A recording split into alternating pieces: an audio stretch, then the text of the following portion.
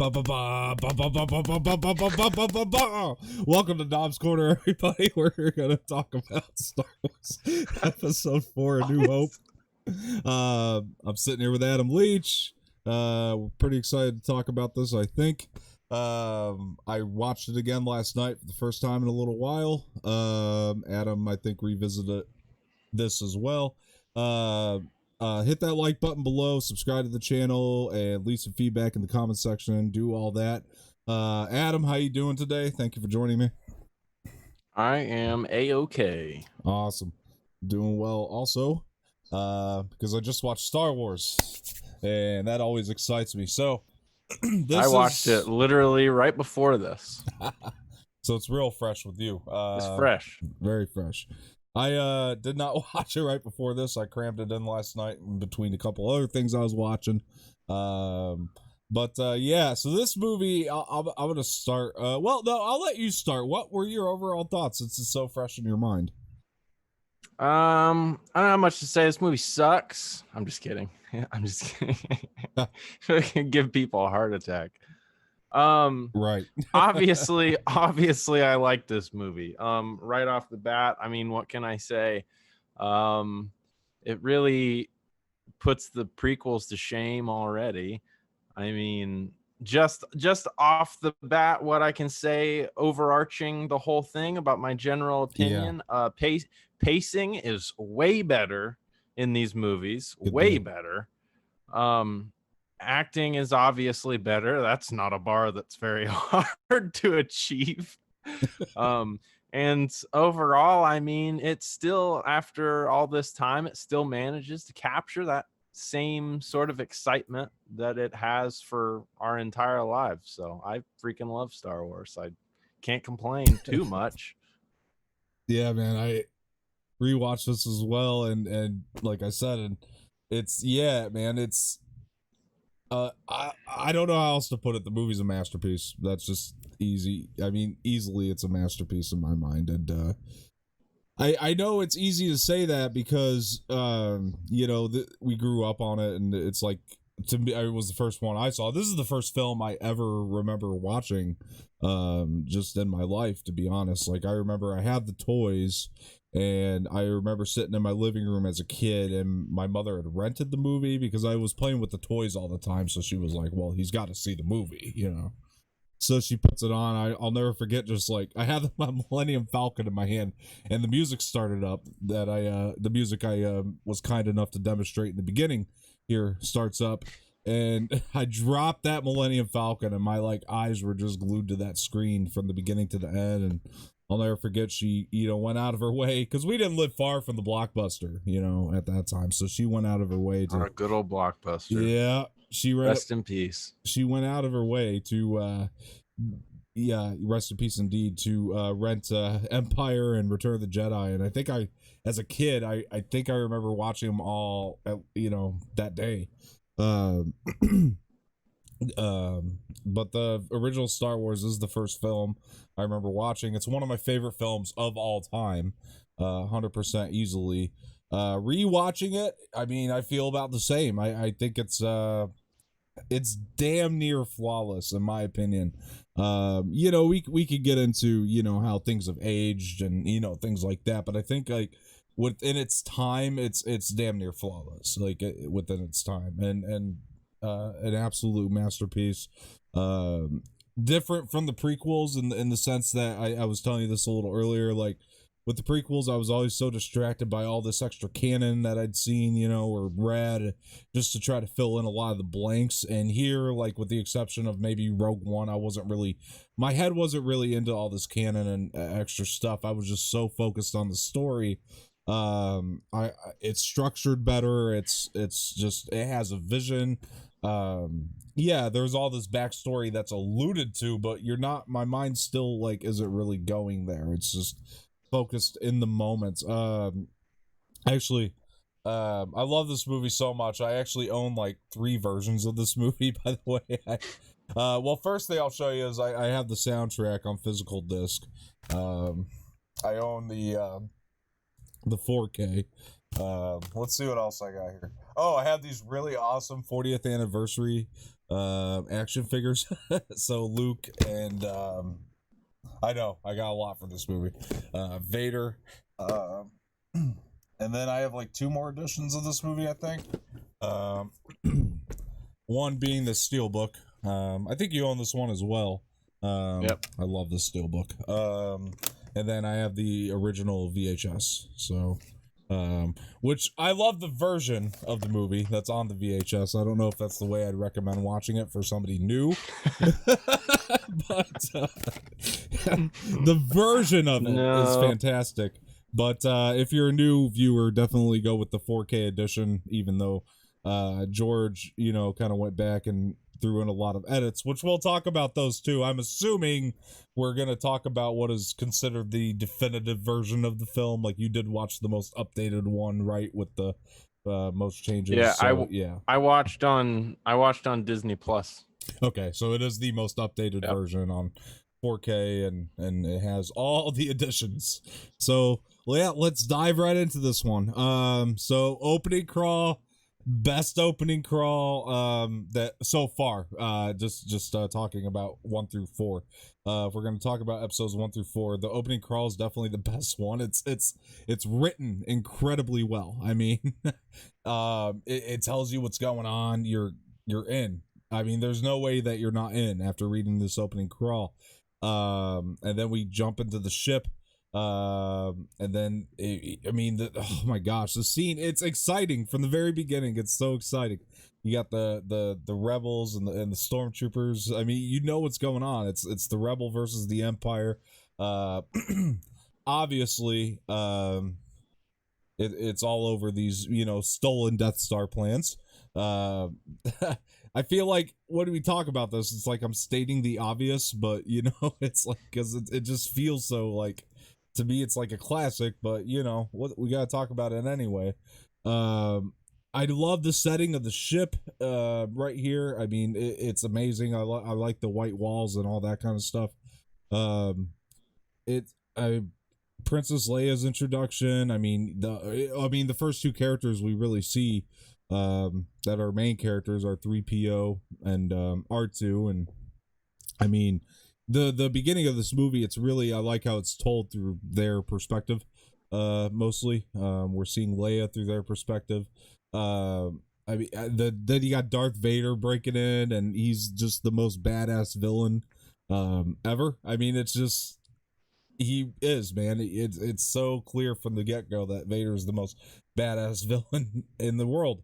And I mean, the black suit, the way he comes out, the shot of him just coming out of the fog is just so great. And I don't know, man, like I don't know what happened to George Lucas, but this is the type of filmmaking I would rather see from him. It's shot well, it's structured well, in my opinion. Yeah, man, it has it all. And then Vader breaks through, and the droids escape to Tatooine on the escape pod. Adam, what do you got? What do you think of the opening sequence? I've got a couple points. Okay. So obviously, I always mention the crawl. Obviously, this is the original, so the crawl is extra epic feeling. Mm-hmm. And I will say, even before that, I was gonna say, I think when watching old movies, there's kind of 2 ways to review them, and I think people kind of, when people review old movies or talk about old movies, we often forget that there are people that are new to Star Wars or that haven't seen it a bunch of times, and then there are people like us who've seen it a million times and it was a part of our childhood. So I think there's always 2 ways of viewing movies and 2 ways of reviewing movies, and that is watching it as somebody who may be watching it for the first time, or from the perspective of somebody that, what would you think of this movie if this was your first time watching it? Yeah. And then from the perspective of someone who is a seasoned fan who has seen it a million times, how did it age? How does it hold up? And obviously we can really only review it as that because that's what we are. It's hard to be unbiased. It is. So, but I will say, with any movie, and I'll talk to people who have people in their lives that aren't Star Wars fans who have watched the movies and they insist that Star Wars sucks and blah blah blah. Um, you always have to remember that when somebody watches an old movie for the first time, they don't have all those same feelings that you do. They don't have the memories attached. All they see is a movie that's outdated and old technology, so they look at it from a very narrow lens. And um, so I guess when arguing with people who didn't grow up on it, you kind of have to be understanding, because most old movies, if you watch them for the first time, it's going to take a really, really, really, really special movie for somebody to watch, a 40-year-old movie and say, like, you may think it's good, but most people that watch it for the first time aren't going to have that impact. But that being said, if there are any movies that are going to have that impact on a new person, it's going to be movies like Star Wars or Indiana Jones or movies like that just somehow keep a sense of timelessness with them. And I think this movie, it has this sense of timelessness to where even new people can watch it and they can still appreciate it, even if they don't have that hard nostalgia attached to it.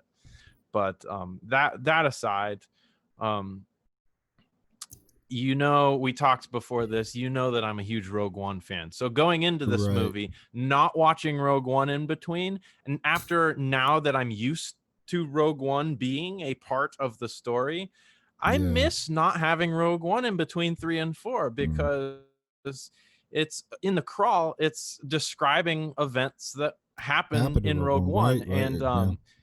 Yeah. and this has nothing to do with this movie. It's just As a fan, knowing, yeah. as a fan, knowing what happens in between, not watching that, Mm. I'm like, oh well, now I want to watch that. Like, I have to have it. um and it also made me realize just how much that I want even more in between that. Like, we talk about having an Obi-Wan series and stuff like that. There is still so much information that could be filled between here that is a little exciting to think about where the future could go with Star Wars. Because I mean, think about it. The last time we see Leia, she's being born, and now all of a sudden she's an adult and she's delivering Death Star Mm. schematics. Like, so it's like you can't help but to be like, well, I want to see more. Like, I want to see her early life and Luke's early life. I want to see what Obi-Wan was doing. And that has nothing to do with this movie. That's just me being excited as a Star Wars fan Mm. and being like, I want to fill that story, that void, even more, so that I, have that extra information. Um, but let's see. And then I was gonna say, so opening scene when the stormtroopers are coming in and blasting everybody, watching the faces of the rebels as they die is like one of the most hilarious things. They're like, it's hilarious to watch. I didn't really pay much attention, I guess, to the expressions on the faces, so I maybe I'll It's go back and do that for sure. it's hilarious. That's something that I feel like almost every old like action movie has in common, is when people die, it's like it's like way out there. So that's just one of those quirky old movie things that every old Yeah. movie seems to have. Yeah. um and then I was gonna say, after having in Rogue One, after having the scene with Vader going completely ham in that hallway, watching this movie, I can't help but go, man, I wish Vader did that here too. Yeah. Like, you kind of fantasize about it, because he's like the most powerful villain. He's incredible. He's got all these abilities. And I know it's an old movie, so the choreography and stuff wasn't in the same place. The technology wasn't in the same place. So, we're not going to get it now. But if you could go back in time and like whisper in George Lucas's ear, I would definitely whisper in his ear and be like, "No, you should make Darth Vader march up in here and slaughter these people." Oh, dude, like, But watching it for the first time as a kid, yeah. and even now, the entrance of Darth Vader in general is epic. It was epic at the time. But Yeah. it's just knowing what he's capable of. Sometimes you just wish that you could see him go off. Right. Well, dude, I was thinking when I was watching this, like when he came bursting through the through like the fog and everything, I was sitting there like, dude, that guy just got done fucking some people up. Like we know he did because of Rogue One. Like, Yeah. He's still got the adrenaline in his veins. he's like, probably a bit too tired to mess some people up at that moment, but but he did just get done doing it. It is curious to me why they didn't have him come in and just start going in on people. Like I wonder why they made the choice to have the stormtroopers come in and kill everybody and then have him enter, because he's so powerful. Like, he's capable of it. Well, the stormtroopers are always going to go first, though, like before Vader, for the most part. I would think, right? Like they're kind of like the pawns in the game, I guess. So. I thought about that too. Like, why put him at risk? But then, like, you fast forward to later in the movie, and he gets in his ship and he goes out in space and starts battling. And it's like, as many stormtroopers as they have, they could have just sent out a bazillion stormtroopers to go do the space battle, but they sent him anyway because he's powerful and he's capable. Yeah. So, well, I think he sensed the Force was going to be a factor before it even was, possible, and I think that's why he was. I think it was more of a Vader request to go out there and fight, because in my opinion they don't really dive into why he's one of them out there, but I actually think that he sensed that the Force would be a factor in this, and he had to be out there, so it's possible. And yeah, man, yeah, I don't know though. I mean, it is peculiar that the stormtroopers, I mean, well, I'm trying to think of Rogue One. I mean, because like Rogue One, I think when he slaughtered those guys, I think he was just kind of passing through, where they were. He's just taking a stroll. I don't think he walked through with the intention to do that. I think he was just kind of passing by. There's all these. That was just like Darth Vader on the way to the bathroom. That's just like a normal trip for him. Probably. Like, I would not doubt that. Like, he probably does that to his employees. Like, if they just look at him poorly, like he's gonna choke them out or something. Right. And we see that actually in this movie. Like, he chokes out the one guy just for talking to him. Right. Like, we've seen that. Yeah. We know he's got a temper. So yeah. Obviously. Yeah, obviously. It's something that I just still think is funny is thinking about Hayden Christensen's voice, and then now it's like James Earl Jones is like this big badass dude. Yeah. It's hilarious. It's hilarious to think about it. It's like, what happened to your vocal cords? Do you know that they weren't going to use James Earl Jones to voice Vader, and they were going to use the other guy? Did you see that video on YouTube of the original guy reading his lines? Like, it's like legit. It's funnier than all hell. Like, I'm so glad they got James Earl to come in. James Earl Jones is epic. Like, yeah, he's amazing. He's got a great voice. Yeah, he just does. It's phenomenal. It's just funny to think about. Like, Anakin was Hayden Christensen, and now he's James Earl Jones. It is. He's like he hit like the greatest puberty of all time. Like, I wish I would have hit a late puberty and turned into James Earl Jones. Yeah, I just agree. Epic. It is epic. I mean, no, but when it's. I hate to say it because like the prequels are kind of a fun novelty to have. Like, I know it's funny I call them a fun little novelty, but they're like a fun novelty to have. They are a novelty in front of this, and because like you are thinking about them in that way, but trying to make the connection. But on the same hand, I got to be honest. Like I'm not saying that I don't think of them as canon. I do. I'm just saying that. I have a hard time connecting that, that was Hayden Christensen at one point, like I really do have that hard time when I'm watching this one, like, but okay, it's accepted. Like, I still consider the storyline to be canon, but it's those movies were, they really do feel kind of like a novelty at this point. Yeah, it's like they fill in the story. They give us they give us the information that we need. Mm-hmm. So and then they gave us a few good memories.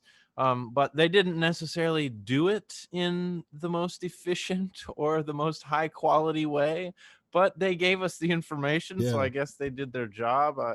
I will still stand by 100% of the time that I think the prequels should be redone as soon as possible. I stand by that. And beauty is in the eye of the beholder. So if Yeah. there are people out there that think that the prequels are a masterpiece, beauty is in the eye of the beholder. If Oh, yeah. that's what you believe, Oh, yeah. then you can believe that. I'm just saying that you probably can't be trusted.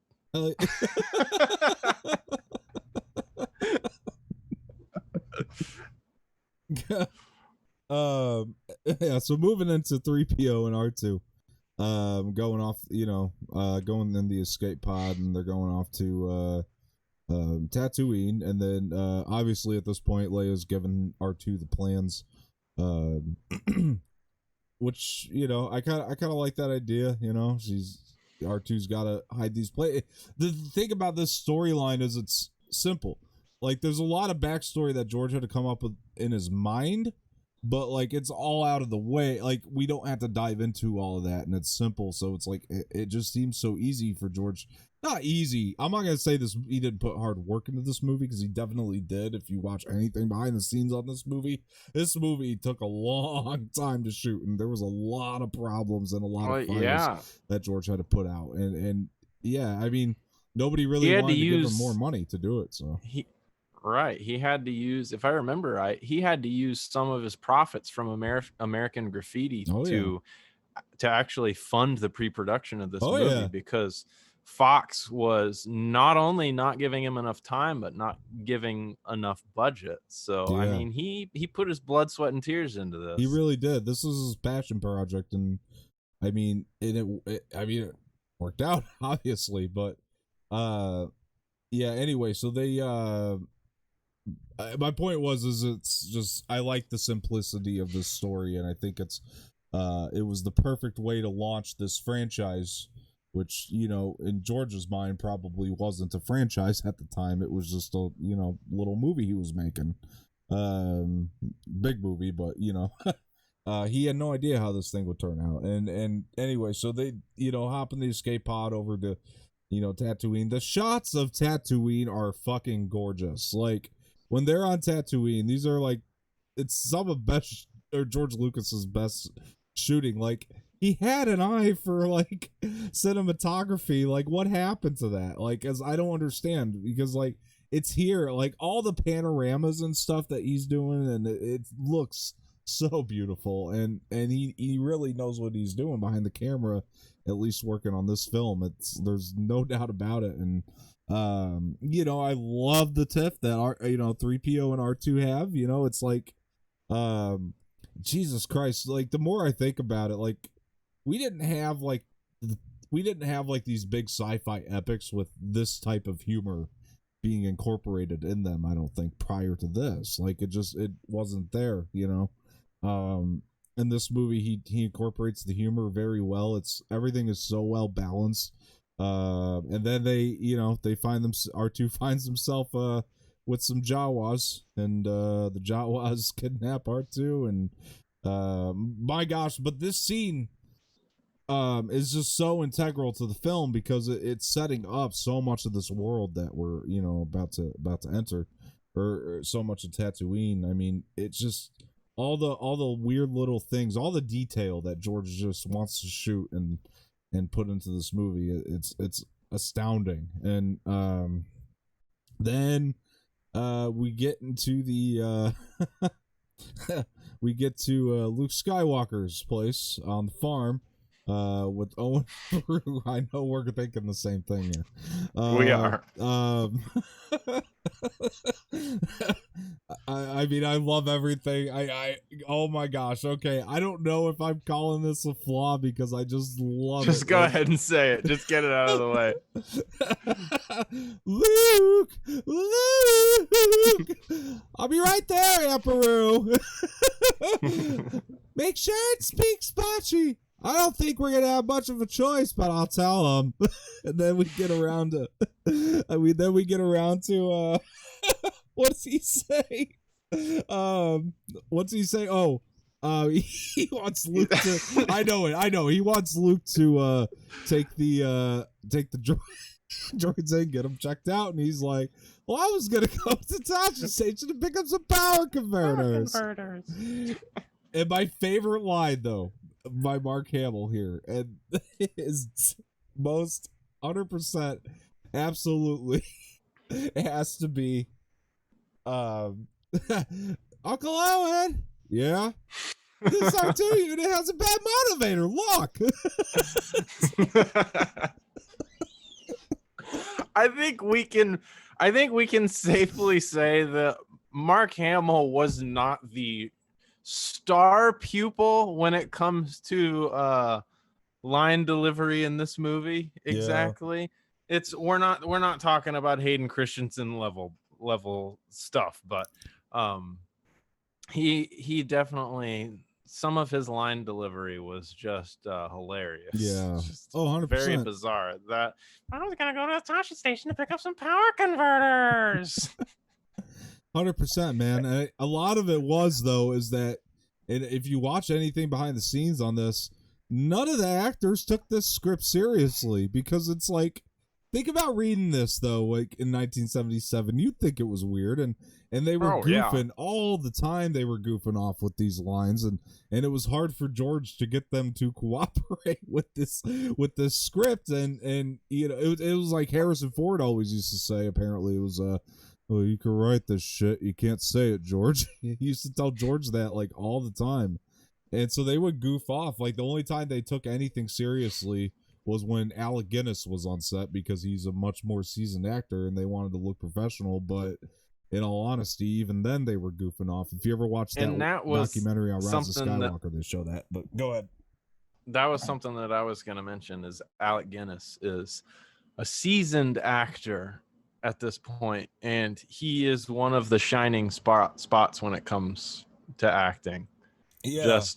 I don't think I appreciated that enough as a kid, but watching these movies as an adult, I continually notice how much better of an actor he is than some of the other people around. He's just, I mean, there are a few lines that he has that he just delivers really well, and he does it in a way that's just like the expression on his face and in how he delivers it makes the line. He's a good actor.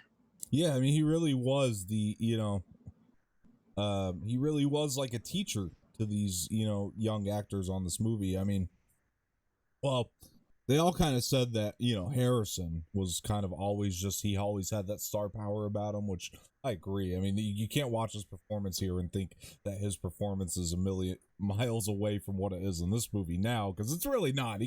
Harrison's always kind of given the same performance his whole career with some slight improvement.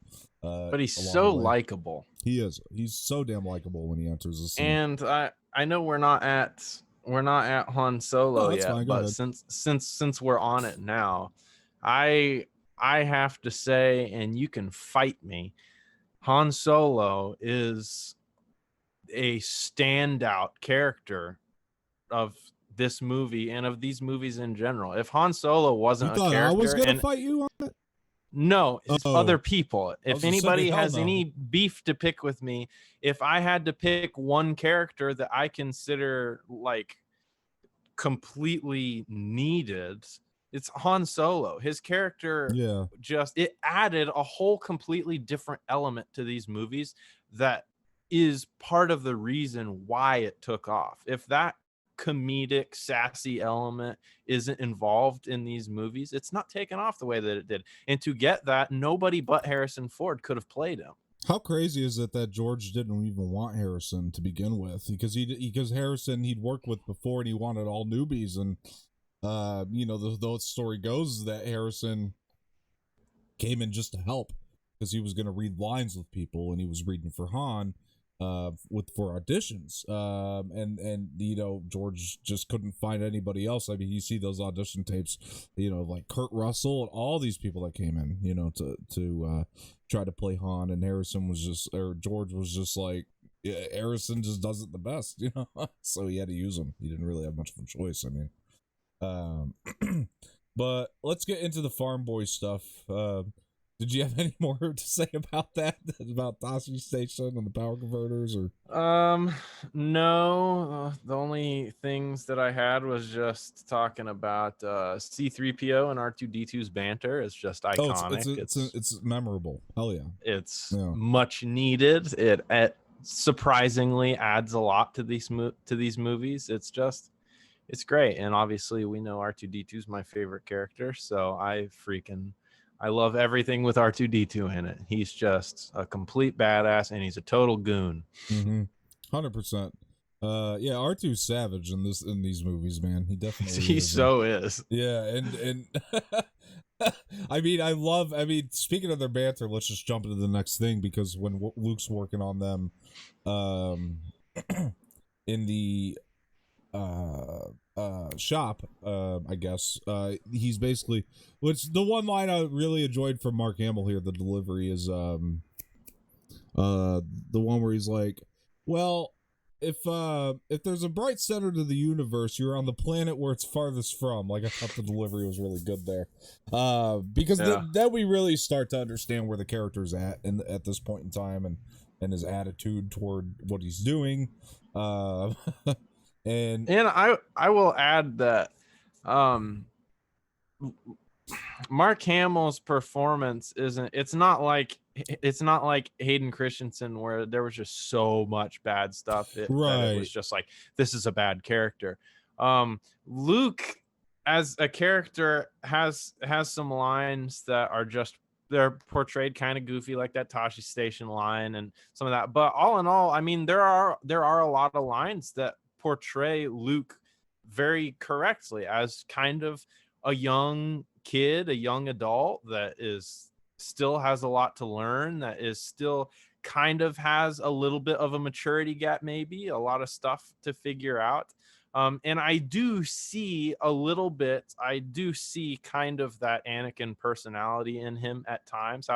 Anakin obviously was played to be just a complete whiner and a complete, it was just bad. The lines were bad, the acting was bad. But at where he was attempting to go with that character, I see a little bit of that in Luke, you know, with Luke being his son. You kind of do see that young kid that still has a little bit of immaturity, you know, that has some sass. So I do see a little bit of that, and I like that. And there are a lot of lines that he delivers that really reflects that part of his character. Well, yeah, that's the whole arc in this movie is, you know, I mean, not too far from where we're at now, in talking about it. I mean, Luke's getting ready to go through some shit. So, I mean, it's going to be, you know, I mean, it matures him. You know, it's about this farm boy who went from nothing to something, you know. I mean, the audience knows that there's more to him if you've seen the prequels, obviously, at this point, but that is the idea behind this movie, and the audience didn't know in 1977 when it came out that there would be so much more to this character. And when you look at, I mean, you could say what you want about the whining, and no, it's not the best delivery in the world, but when you take that as a contrast to where he ends up by the end of like Return of the Jedi, or shit, even Last Jedi, you know, there's such a, you know, stark contrast between the two, that it's just such a cool arc to me, and so it's like on one end, like I recognize that the delivery's not good on the whiny lines, but I'm kind of glad it's there because it gives us a kind of a, like I said, that stark contrast between where we last see him, you know. So pretty amazing stuff. Excuse me. So, you know, he's in the shop, and then I think we flash back to some Imperial stuff right around here. I mean, we're seeing well, is this the round table scene yet, or I think it's the round table scene that we flash to. Yeah. That, let me see. Well, so first what happens is they're in the shop, and C3PO has his line, thank the maker, the Oh oil yeah, bath is yeah. gonna feel so That's a good. good I line thought that too. That's a good line too. it is a Yeah. hilarious line. And then R2 plays the message, and Oh my then gosh, we skipped over so much. right, we skipped over all that. And The and is message. basically like, no, I have no idea what this message is, so forget about that message. Right. And then plays a message, and then I think it's hilarious that it's like, well, maybe if you remove this part, like, then I'll be Yeah. able to show you the whole message. Oh, I And then forgot as what they soon as he called it. removes it, it's like, oh, hey, what message? I'm like, R2, you are a complete goon. Like, Yeah. No, man, he's really hesitant. So oh, what message? The one you're carrying inside your rusty innards. I love that line too. That was another good one. Yeah, no, I think we're going straight to the dinner table scene actually from here. yeah, because R2 yeah, goes right. and tries to find Ben. Not yet. I think it's the dinner table. Yeah, no, you're right. So it's the dinner table, then he goes and yeah, you're right. It does. It goes all into there's the Luke Skywalker scene with Uncle Owen where he's this is where we get a lot more character revealed of him is the exchange between Luke and Uncle Owen because Uncle Owen is so hesitant. By the way, Uncle Owen and Aunt Beru are pretty great in this movie too. Like just the cast that's playing them, they do a pretty good job for just this one little scene that they're in, then they're toast. But for now, they do a pretty good job. But burnt toast. Very burnt toast. Did you ever see that meme? It actually applies to this movie. I think I sent it to you where it was like, where Luke, it's the scene where Luke, Luke was like, "You knew my father," and then Obi-Wan was like, "He was the best starfighter in the whole galaxy," but then he's like, "He was a great friend," and then he goes, the last line he says is flammable. It's like one of my favorite memes. But anyway, so Luke, I mean, yeah, we gotta talk about the most one of the most iconic scenes in the world is Luke storms off and then goes out and he's looking at the binary sunset, and the way it's shot, Beautiful the shot. score, it's nothing about. I mean, everything about the scene, the score, gives me chills, man. It's right on point, man. I mean, John Williams' score. Oh my god, what I would have given to be a fly on the wall when Lucas first saw this movie with Williams' score in it. Like it's iconic. Like, Lucas had to be like, I cannot believe what he turned this movie into. You know what I mean? Because oh my god, I've got a special edition vinyl. The vinyl is gold. Oh shit, really? That's pretty cool. That's awesome. one of my favorite vinyls that I have. That's amazing. Oh my gosh, I would kill to have something like that. I mean, this is, oh my gosh, I don't know, man. I said Revenge of the Sith was my favorite, I think, soundtrack, but now I'm thinking this one is the soundtracks because this has the most iconic ones, right? For the most part, with the exception of Imperial March, I think that this movie has the most iconic tracks. I would have to listen to all of them back to back to comfortably be able to name it, but I mean they're all good, and for the most part they're all kind of similar. They all kind of play off each other. All of the themes kind of repeat. The prequels have their own elements, so they're different. And I think the newer ones are slightly different, but they all have overarching themes. So I would have to listen to all of them for sure to be able to say which one's my favorite. Yeah, exactly. I agree with you. That's something we should do next. Let's review the Star Wars soundtracks. That would be hard. I'll hum them, and then you talk over them. Yeah, you hum them, and I'll rank them based on your humming. I'd only have to hum because we don't want to get copyright strike on this, so that's the only reason I'd be humming. Well, it would technically be a cover, so. Hey, you could do that, I think. I don't know. Wouldn't be a very good one. Would it be a cover? So yeah, so then where was I? Tusken Raiders. Right. So C3PO comes up, tells Luke, the Tusken Raiders, right? So he goes off and Sand people, he calls them in this movie. I don't think they ever say Tusken Raiders in this entire movie, do they? I mean, I know that's I what don't they're called, remember. but I don't think they actually do say Tusken Raiders. But yeah, because Luke says sand people, and then the one comes up, and sometimes it depends on, you know, if how much I'm thinking about it or not. But sometimes in the scene where the one jumps up still makes me jump. Like it startles me a little bit, like to this day, even though I know it's coming. Um, so I have a fun fact about that, about oh really? that shot. I don't know. I'm sure somebody knows this, but I ran into this not long ago. So the shot with the Tusken Raiders, so they shot all the shots for Tatooine. For the most part, they shot in Tunisia, and actually the name Tatooine comes from a small town in Tunisia Oh, I didn't where know I think that. they did some of the shooting. I knew It's they spelled shot in very Tunisia, but similar. It's spelled like Tatooine, except I think one of the O's is an A, but it's actually named after that. And so we had talked about how Fox had kind of limited their time and their budget. And George still needed some crucial transition shots with the Tusken Raiders, and he needed an elephant because he needed to film the bantha.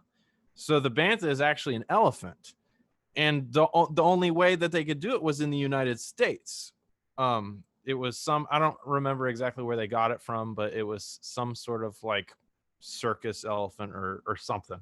It wasn't a circus, but it was something like that.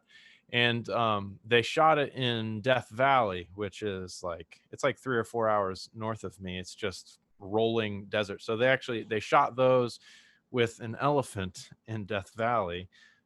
So I thought that was pretty interesting. It is interesting. I didn't know they were elephants.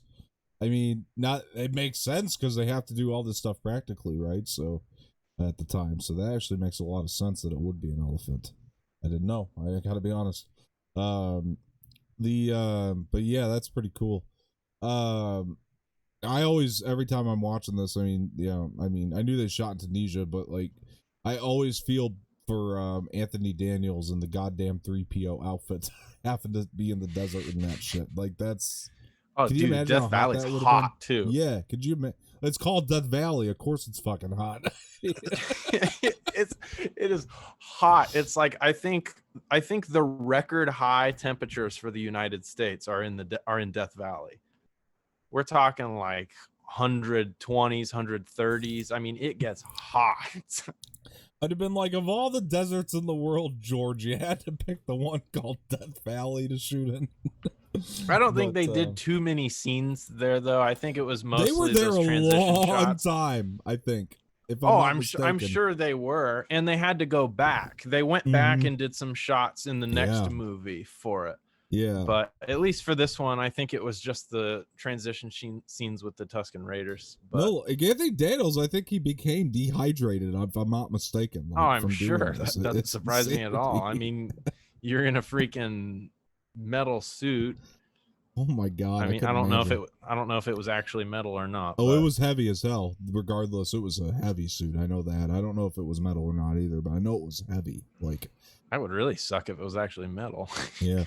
Well, I think there was one, like, I think they, did like a few different designs for it. And I think like the first one they had him in, he couldn't even, it was so heavy that he couldn't even walk. Like he would just kind of tip over in the first suit that they designed for him. And it's like, so that's why he shuffles his feet, because he can't actually pick up his feet. Yeah, there's like, exactly. No, there is scenes where he like can't actually walk, and that's why he's doing that. It's insane to me, but the stuff that they went through to pull this shit off. But so anyway, the sand people come up. I guess Luke just passes out from fear. Like, I don't know what that was, but okay. I mean, we could pick on that a little bit, I guess, but and then anyway, so Obi-Wan comes along and does this strange howl, which sounded a lot better in the original edition of this film. The howl has changed like 3, 4, 5 different times, but this howl to me when I watched it this time, I had to pause it and rewind it. I went, Was that always there? I guess I didn't remember that happening. That's the most recent update, man. It's like, what? It's really bizarre sounding. Yeah, George added that one later. I don't know why. Like I would like to see Alec Guinness actually do that, like in real life, make a noise like that. He did not make that noise. I think there is actually some cool trivia as to where like George actually got that sound, and I think it's actually like something crazy ridiculous, but it's like it doesn't. I don't know. It doesn't really work in the movie, but okay. I don't like the howl that George added at all. I'm not gonna lie to you. No, it's bizarre. Yeah, it is very bizarre. It feels out of place. I can't even like imitate it, but it does not work in the movie. But anyway, so this is the first time Obi-Wan takes off the hood. It's the first time we hear the iconic line, "Hello there," and then I love it, man. Like when Alec Guinness comes onto the scene, man, it's like this really comforting feeling. Like I don't know what it is, but and then he wakes up Luke from fear. I don't know why he passed out. I guess it's fear, but oh yeah, oh Jesus Christ, we can't even leave out the I said the hello there, but we can't leave out the don't be afraid. I mean, that line's awesome too. That he says to R2, "Come here, little one." And then Luke wakes up, and then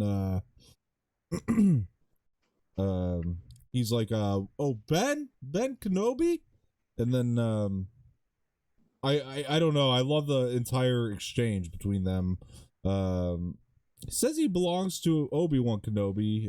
Obi-Wan Kenobi. I love the exchange. I love the way he delivers the lines. I love the line when he says Obi-Wan Kenobi, and he sits back, and the look on his face when he's like, I haven't heard that name in a long time. That was one of those instances where I thought, he's such a seasoned actor. It's just so small. It's such a small touch, but it just noticing it, especially this time as I'm really watching and looking for things to talk about, I was like, that's just such a good line delivery. It's just so subtle, and he reacts in the perfect way. It looks like he was genuinely he actually hadn't heard that in a long time, and it meant something to him. It was just cool line. Yeah, Alec Guinness is so locked into this character, man. I mean, it's incredible. When then he takes him back to his house, which I'm not sure how real estate works in Tatooine, or how much Jedi Masters made, but for some reason Obi-Wan's house is far fancier than the one that Luke was in. I mean, I'm not gonna lie to you, like I don't know. Did you notice that at all? Like, this is the first time I wasn't paying attention to that. No, paid attention. Like Obi-Wan's got like this really cool like staircase going upwards. Like, how much did he get paid in the Jedi Order that he? Well, maybe that's what he was doing. Maybe that's what he was doing while he was chilling out here between movies, as he became a real estate agent. Old Ben the agent. Oh, dude, Ben's real estate. Dude, he doesn't have to become a real estate agent to get a nice house. He just Jedi mind tricks a real estate agent to get him a nice house. Oh, yeah. Guys. What the fuck are we thinking? You will sell this to me for $5. I mean, I don't know why we didn't think of that. That's obviously why Obi-Wan's house. It's a good thing I don't have those abilities, because I would not use them, honestly. Yeah, it probably is a wonderful thing, to be honest with you. All my emails. You're at a football game. You will give me your beer.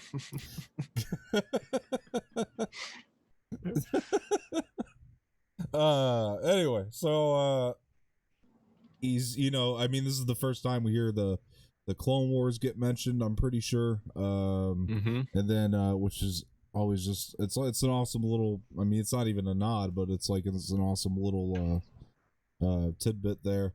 Lets us know that there's so much backstory to this. Then we have and that reminds me that it makes me think, obviously I'm not that old, so I was incapable of seeing these in the theater when they first came out. But it makes me think, like, how lost do you feel watching this in the 70s for the first time with all of this information that you don't have yet? Like, you would have to feel kind of lost. I mean, there's a lot of Right. stuff that they're throwing at you, and you don't have any of this background yet. Yeah. It's really interesting, and that's a point that I actually made that I forgot to say was I I wonder what made him want to start at this point in the story, because he clearly had thought about what happened before this. Right. There's a lot of references to kind of put out puzzle pieces. So he had clearly thought about the story before this. So that's like a question I would have to ask George Lucas, I guess. Like what made you decide to pick this point in time to start this franchise out? Well, I think a lot of it was, I mean, it's interesting, and it doesn't answer the question entirely, but to me, I think the whole thing was that, it was all based on those Flash Gordon serials you used to watch where it always just, felt like you were coming in the middle of something, so that's kind of where the inspiration comes from. We got to remember the original title for the film was the Adventures of Luke Starkiller, or it wasn't Star Wars initially. It was the Adventures of Luke Starkiller and yada yada. So it was supposed to be like he wrote it, just inspired by Flash Gordon serials, and obviously he took a lot of inspiration from the hero's journey and all that kind of stuff. And I think that Luke Skywalker was the natural person to kind of throw into that setting to me, but that's why I think. But anyway, so we go into your father would have wanted you to have this, your father's lightsaber. He gives him the lightsaber. I always think the case is really cool that he has it in. Opens up the case, gives it to Luke. You can tell the lightsaber is a flat rod on this one, though. When he ignites it, it's so, but it's not really. The beams look very odd in the original movies. Yeah, like even like later on in scene 38 when Obi-Wan and Vader are fighting, you could actually see the tips of the rods in there, and it's interesting. But hey, man, they didn't have the money. I mean, or the visual effects that we have now, so it probably honestly looks the best that it could have. I mean, especially now, because I mean George has gone back and redone the lightsaber stuff too. He added some extra visuals to those as well, because I don't know, I always remember watching Vader and Obi-Wan fight later on in the movie, and as a kid I remember the lightsabers looking pretty much predominantly white. Like there was a little hint of color in them, but they were like predominantly white. And then now you look at them and they do look a hell of a lot better at this point. They're not nearly as bright as they are in the newer movies, but yeah, they do look better. Yeah, I don't think George wanted to. Well, there's a couple parts I could argue that's not true, but in this, because I don't think he wanted to overly CGI it, but there's a couple parts that he added that are like, well. George is just like, I feel like in real life, George is walking around with a crew and he's like, film this. Can we CGI that and that and that, just for no reason, for his own entertainment? Well, Collider Video did that. Did you see that deep fake that they did of George Lucas reacting to the Rise of Skywalker trailer? Well, the whole thing was they had a deep fake of George Lucas reacting to the Rise of Skywalker trailer, and the guy who did George in the thing obviously does an incredible George Lucas impression.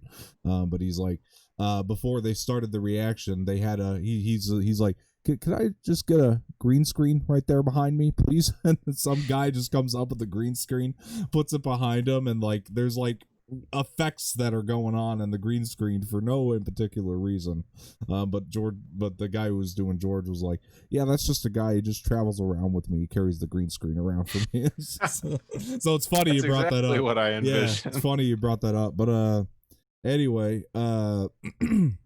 So he ignites the lightsaber, and Obi-Wan's telling him that, he doesn't tell him he has to. He says you must do what you feel is right, of course, because when he places a message for Obi-Wan, he's like, well, actually, he kind of does tell him, like, you must take me to where were they going? Alderaan at the time, before it got blown to shit.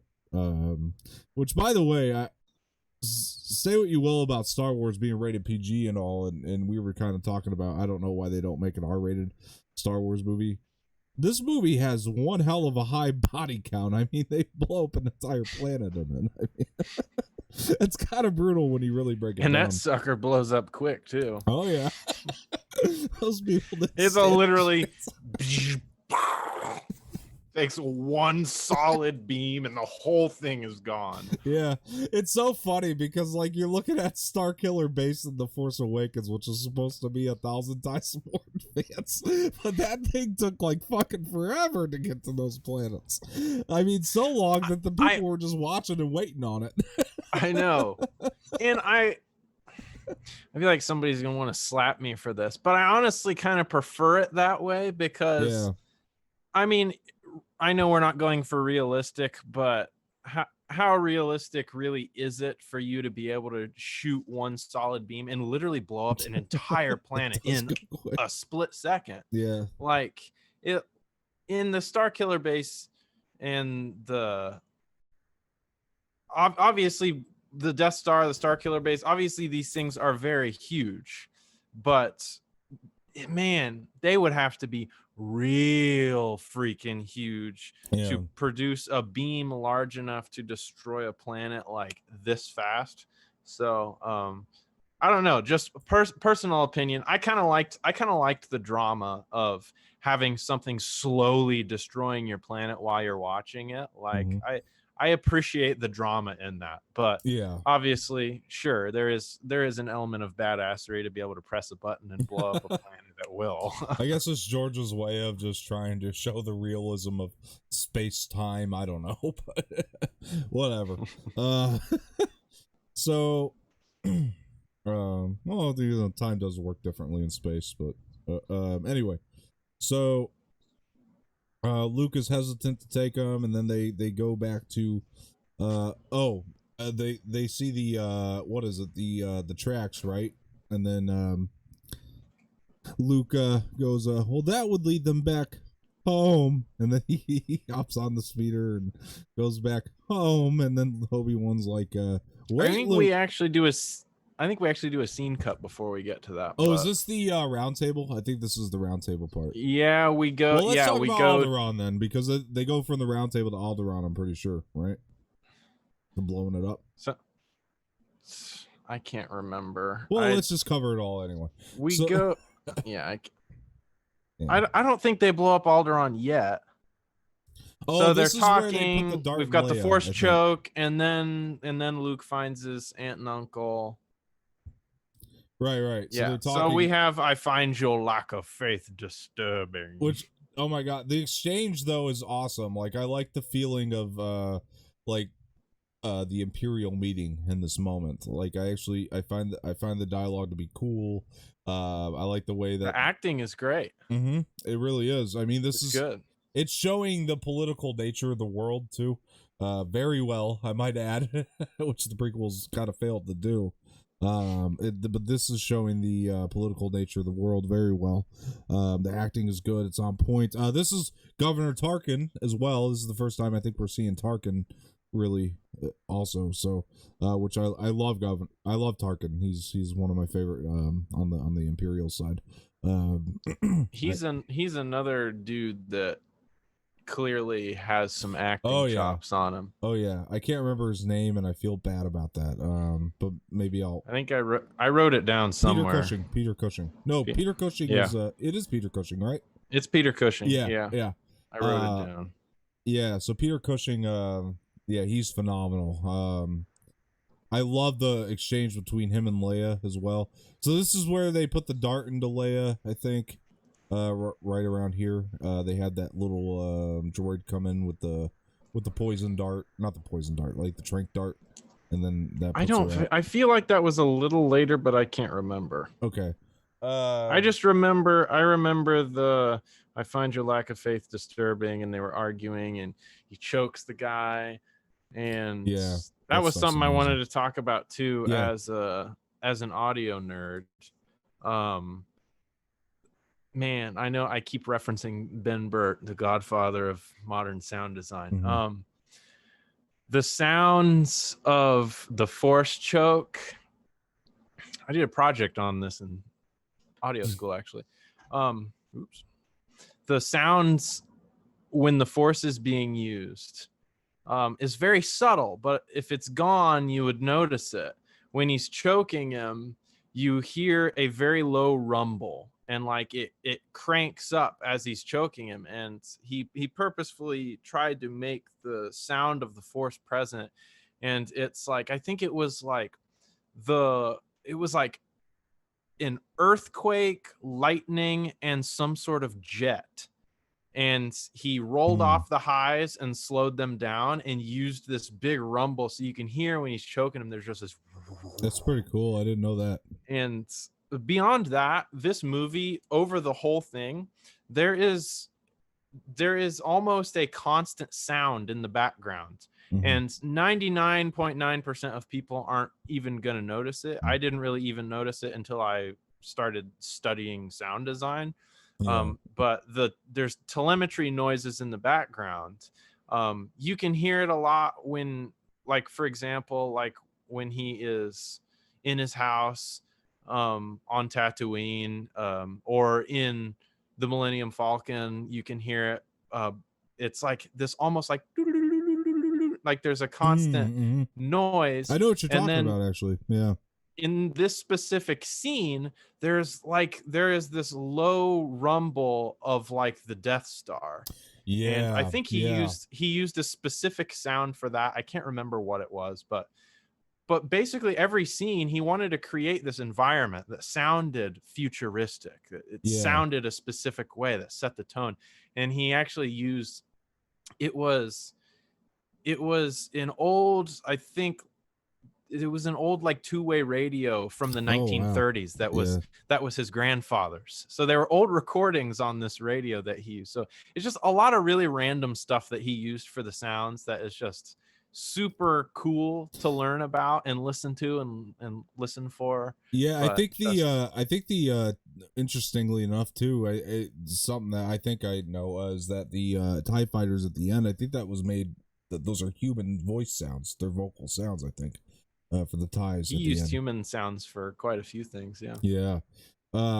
Yeah, no, I always I'm glad you mentioned it because I always do actually notice the I think you called it telemetry sounds. I don't know the technical term, but I always do notice kind of the background and just the detail to it that was added for sure.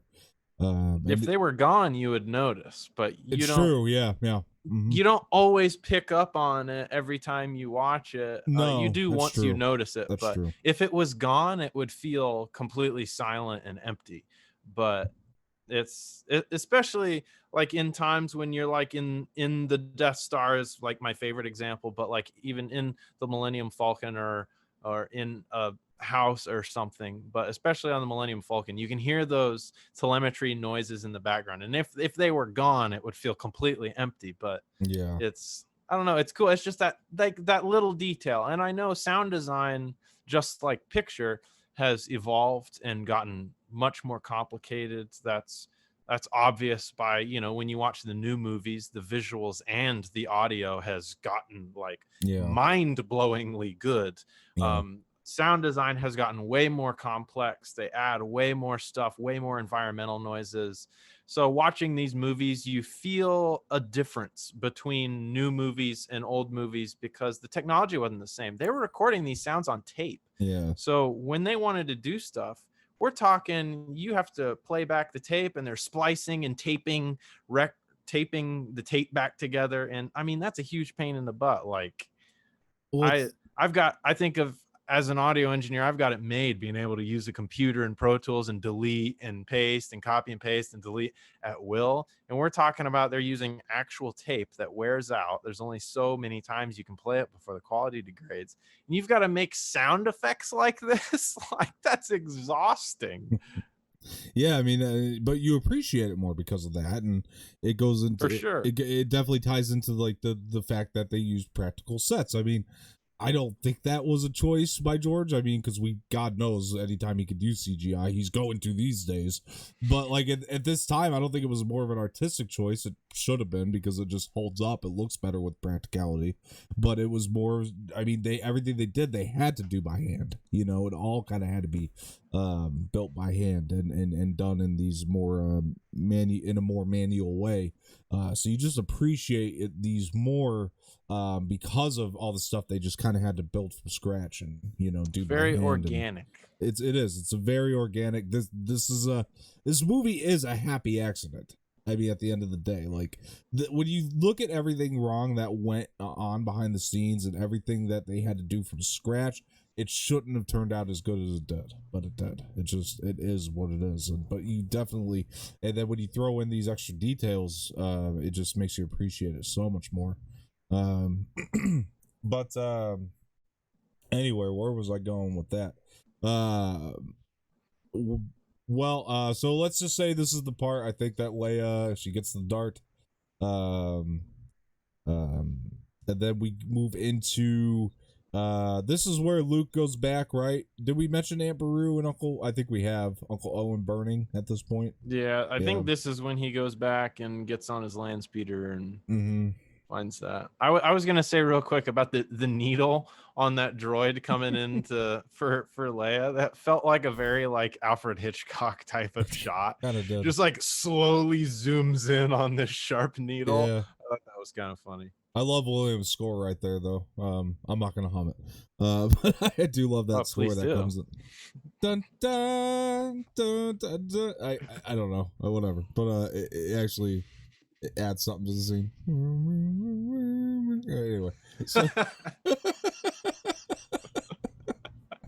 that's my favorite. I'm gonna take all of these out and piece them together. Please, I was thinking about doing noise. that. I was thinking about doing that, taking out all the goddamn me humming the scores and making a compilation video. There's a lot of them, and it would be hard to grab them all because all of our freaking podcast episodes are like 3 hours long. Yeah, so we'd have like 9-10 hours worth of stuff to go through. That's true. It's very true. I might actually put myself to the challenge though. It will take like probably a couple years. It'll be to funny, get done, but yeah, it'll be great. It'll be funny. So anyway, land speeder, right? vroom, which another fun fact: the land speeder noise was reverse thrusters of an airplane. Was it? So it does kind of sound like an airplane if you hear it. Yeah. And obviously the thrusters on an airplane are incredibly powerful. So he had to wrap towels around his microphone to dampen the sound. Oh yeah, that would make sense. So they got the speeder. He's going through. This isn't where he sells the speeder though. This is when he finds his aunt and uncle. Finds his aunt and uncle. I actually do like. I wanted to mention the John Williams score here. It really makes you feel the levity of the situation for sure. And I actually like the choice by Mark Hamill to do that kind of turning of the head, and then he kind of looks back a little bit, like I have to accept what's going on here, So I really enjoyed that little subtle moment. I will say one of the few things that I would change is I feel like, so you walk in and you find your aunt and uncle completely burned to a crisp in front of you, and these are the people that raised him. These are his parents to him. They raised him. I would expect, I'm just saying, if I found my parents, I would be destroyed. I would be absolutely destroyed. I would probably have to be checked into an insane asylum. It would completely ravage you from a mental perspective. And just his reaction, I would expect, seeing the thing that he saw, I would expect him to be much more upset. I don't know if Mark Hamill at this time would have had the acting chops to really portray that sort of thing. Yeah. But in contrast to how he acts later when Obi-Wan dies, he's far more visually upset when Obi-Wan dies than when he sees his aunt and uncle die. So that was a conflict that I had, that I thought you were like yelling and stuff when you saw Obi-Wan die, but you walked in on your aunt and uncle, who are basically your parents, and you saw them die, and he basically just like turned around and was like, okay, let's get to business. Fun little canon tidbit too, that I wish kind of would have been in the movie, but obviously we didn't have all the prequel details at this point, so whatever. But it'd be cool to kind of add something like this, maybe. I don't know if they could, but at this moment, there's this book called From a Certain Point of View, and it's all these different authors that just wrote kind of like short stories for the canon, but the best one in there is definitely for this moment, and it was it's the one that's written by Claudia Gray, who I say is the best author when it comes to Star Wars novels. Anyway, but her short story was Luke actually did have a burial for Beru and Owen, with Obi-Wan there, and Qui-Gon actually like appeared to Obi-Wan, you know. And I'm gonna oversimplify, I'm gonna paraphrase, but he basically told Obi-Wan, like, don't fuck this one up, you know, like, train him right, you know what I mean? Like, No, I like that line better. yeah. But that's essentially what the anyway, cool little tidbit that Qui-Gon. See, and I would have liked, I know I can't change what happened, 40 years ago, but I would have liked to see that. Something like that would have been cool to see. So Yeah. I know there are people that will watch this as huge fans that will like write me freaking death threats for saying anything against Star Wars, but that was one of the few beefs that I have with this movie, is that you're watching the people that raised you just got burnt to a crisp. You're going to react pretty poorly. I wish it would have portrayed some sort of burial or some sort of mourning to give you that sense of loss and gravity, and that sort of heaviness that really propels him to decide, I want to learn how to use the Force. I want to become one of these Jedis. I have to get back at them for this. Like, it would have really propelled that moment forward a little more.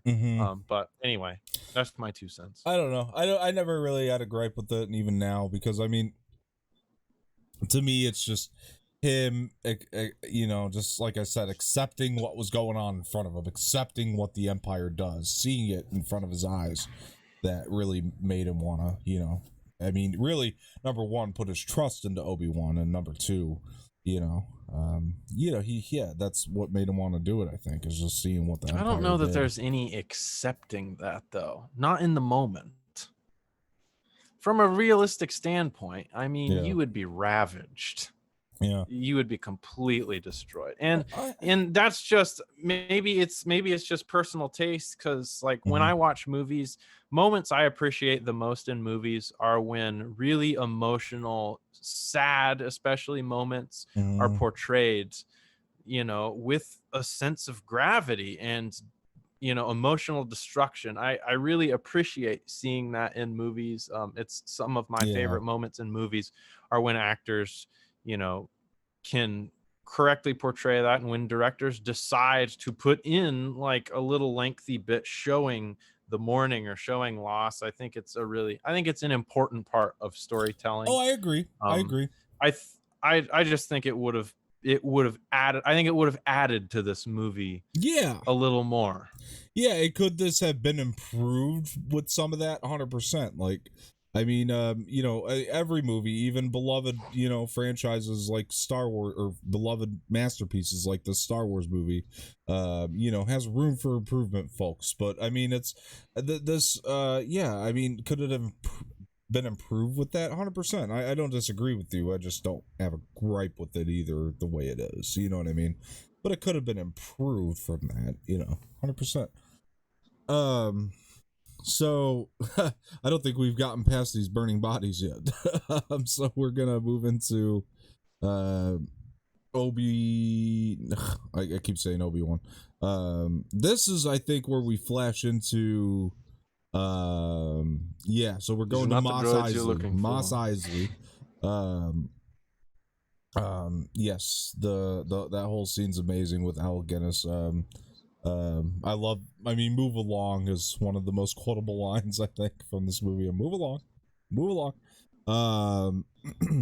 Then we get into the cantina, and then oh my gosh, the Mos Eisley cantina. We're just doing more world building here because like it's these simple shots that George does on all these different types of creatures, which by the way, entering George Lucas's head is insane to me. It's unreal because like the fact that he comes up with all this shit.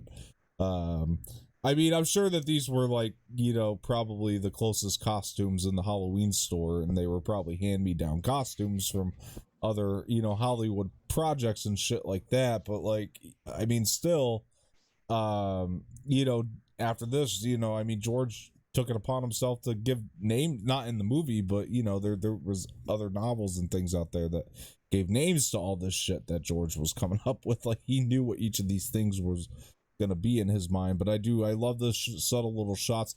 I don't know why they cut out the Wolfman. I really don't. That's weird to me that George wanted to cut that out. I thought that was one of the cooler creatures in the cantina, but it's a subtle little moment, so whatever. And then what was the moment where Luke goes up for a drink, right? And then the guy, he goes up, he's like, hey, he's like, I don't think he likes you. And he's like, I'll be careful. He's like, I don't like you either. I think that's He hilarious. goes, "You'll be dead." I'll be careful. Yeah, you'll be dead. Then Obi-Wan steps in. What's the problem here? And it's brutal when he chops that arm off the dude, and there's blood in this moment. Like you see the chopped off arm with the blood and everything, and it's like it's actually kind of brutal. And the way the guys that is a difference between the old movies and the prequels is that when they chop people's limbs off or stab people or whatever in the prequels, is there's not blood. It's like the light cauterizes the wound. Yeah. But in this one there is blood. Yeah, absolutely. It's it was a really brutal scene, especially for a kids movie. But even just the way he's moaning on the ground there and the music stops, this cracks me up. I like that the music stops, it gets everybody's attention, then they just go right back to doing what they're doing. Okay. They're like, yeah, we're used to this in Mos Eisley. That dude's really weird looking too. Like I remember as a kid being like, I do not like this guy. He is scary looking. Yeah, and these two, fun fact for you, which we'll get into it at a later podcast too, but these two characters are actually in Rogue One as well in a small little cameo. If you didn't know that. So I thought that was pretty cool. So this is Han Solo's big entrance, which, oh my gosh, amazing. I mean, everybody loves Han here. I mean, Han Solo, Captain of the Millennium Falcon. This is when we learn everything about. This gives you everything you need to know about Han for the most part. We understand his character. We understand what the Millennium Falcon is. It's the ship that made the Kessel Run in less than 12 parsecs. George Lucas doesn't really know what a parsec is, but in real life nobody knows. No, it's not a measurement of speed though, or I'm sorry, it's not a measurement of time, it's a measurement of I can't remember, but it's not a measurement of time. Like scientists have come out and said like the parsec thing doesn't make sense the way George used it because it's not a measurement of time. Well, I mean, he's making a sci-fi movie, so he can claim that it's its own thing if he wants. No, I don't come here for scientific accuracy. That's never been a part of Star Wars. You definitely don't come to Star Wars for science. No. It's science fiction. But the emphasis on the fiction. Yes, exactly. No, it's a measurement of distance though. That's what a parsec is. It's not time, it's distance. Anyway, so he lays all that out, and I like the little argument between Luke and Han.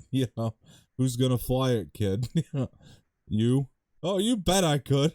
I thought that was all. I always think that's fun. And then since we're going to review the most recent version of the film, the strangest thing happens here between Han and Greedo. I got a really fun story about this. So, well, let's say the line. I mean, it was McClunky is the line that happens right before Han shoots Greedo. Yeah, I bet you have. McClunky just got suddenly added into this movie. My experience with McClunky is this, folks. So basically, when Mandalorian came out, I knew about McClunky, I think, before most people did. I just never got on YouTube and mentioned. Very bizarre word. Very much so.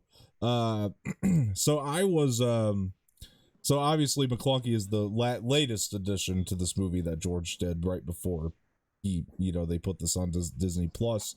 George insisted on this line being in there in the 4K edition. Don't ask me why. But I remember I watched Mando at like midnight when it came out on Disney Plus, and then after Mando, it recommended me A New Hope, and I clicked it just to see if it was in 4K, and of course it was. So I watched it, and I'll never forget hearing that line. I was like, what the fuck did he just say? Because I know that line's not in the movie. I rewound this thing, man, and I gotta tell you, I kept rewinding that scene over and over and over again and laughing my ass off at the fact that Greedo said clunky. Why? Why? How did this clunky? Obviously, the original version of the scene is the best, where Han shoots first. I mean, obviously, Han shot first. And then George made it to where Greedo shot first. Then it was like they were both shooting each other at the same time. And now, not only are they shooting each other at the same time, Greedo had to say McClunky. So, I don't know. George, what the fuck? I mean, but anyway. It's kind of bizarre. Adam, what do you think of the Cantina stuff? I love the Cantina. It's cool. The characters are cool. It really builds that otherworldly feeling that you've got all these creatures, you got so much diversity, and not just the visuals either. Again, there's sounds in the background that are cool. They used a lot of people talking, speaking different languages, slowed down, sped up, pitch shifted, different effects. Like there's a crap ton of voices in the background that you don't necessarily hear, but they're there and they contribute to this. So all around, the scene feels like a bar. It's really cool. Yeah, it does. Yeah. It's cool. It's iconic. It feels very diverse and exciting. I like it. And as far as the Han shot first thing, I don't know why that was a necessary change, but I don't know. I mean, I don't know. I guess I'm not as angry about it as most people. It doesn't change the course of the movie for me. It's not that big of a deal. It's just one of those things where I'm like, why? Hey, what do you think about it? I mean, even in the original scene, Greedo shot just a parsec later when you really start to think about it. So, I mean, no, it really wasn't much, though. I mean, later that Greedo, made he probably did it because he probably did it so that it was like Han shot in self-defense or something. So that it didn't look like Han was just straight up murdering him in cold blood, so that he can claim, oh, he was shot at first, so he just shot out of self-defense. That's the only motive that I can think for doing it, because it's kind of pointless to change it. It doesn't make much sense. It's one of the biggest debates among Star Wars fans for years, man, and it causes a lot of shit. I don't care that much. I feel like if it's that big of a deal to you, you've probably got other issues in your life that need sorted out. I mean, in my mind, Han shot first, but it doesn't really change the movie. What does kind of change the scene is McClunky, for sure. Like McClunky definitely changed the scene dramatically. It just feels so off color. It's hilarious. I mean, I like laughing at it, but other than that, it feels off color. But whatever. What was I gonna say? So, then we move into, this is an additional scene that George added here. which is the Jabba scene. So this is additional stuff that wasn't in the original cut. Which I gotta be honest, I don't like the Jabba scene here. I think the movie definitely flows better without this scene here. And there's recycled lines in this scene too. Like Han saying, even I get bored sometimes. Like we just got done hearing him say that to Greedo, and it doesn't feel like I don't know, there's much purpose to it. We end up seeing Jabba in Return of the Jedi anyway, so I just never understood the point of putting it in. But CGI Jabba looks like trash. yeah, I mean, I don't know. What did you think of the Jabba scene? Do you think it needs to be there, or would you rather it be taken out? I don't know. I don't really care. I mean, Doesn't matter to me. I tell you, if you, I don't know if you even have a copy of the original cut anymore, but if you could ever pop that back in, like watch it without the scene, the transition just feels better. It feels, it helps the pacing of the film without it there. So, anyway, what was I gonna say? So, I think we went through Alderaan and all that with the Imperials. So now I think at this point they're kind of going. Oh, hold on. I thought of one thing about the Jabba scene. Yeah, go ahead. Because I say this all the time. He says, "Han mi Buki."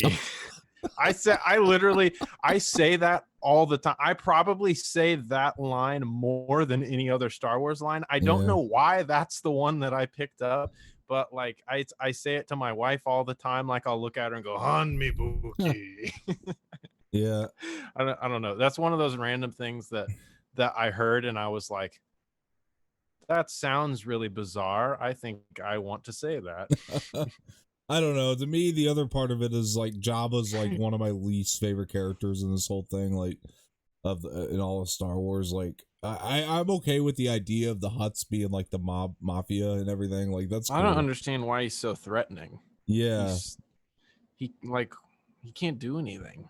Well, he's one of the most powerful beings in the galaxy. He's threatening because of who he can hire. I mean, we've seen the bounty hunters he hangs out with in Return of the Jedi. That's why he's threatening. But when you take him, it's just bizarre though. Like why are so many people, and this isn't the first time I've thought of this in real life, I think this all the time too, and in other movies, when there are like these really powerful people who are like could easily be threatened or overthrown, or like, people like Jabba is like, he's massive, he's very slow, he doesn't really have the physical ability to do anything. So it's like, why listen to somebody like that? Like you could just as easily take everything that he has, like kill him, take everything that he has. So I don't know. The Jabba is definitely not one of my favorite characters. I don't hate him. I'm just neutral about him. I just often wonder in like mob situations, why do these big useless people always somehow get all of these people to be scared of them? It's bizarre. Yeah, it is.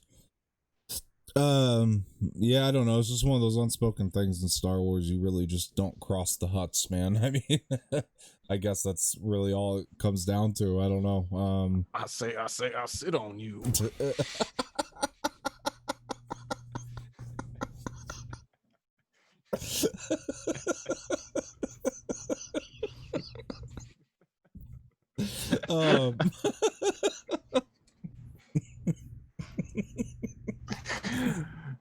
Oh boy.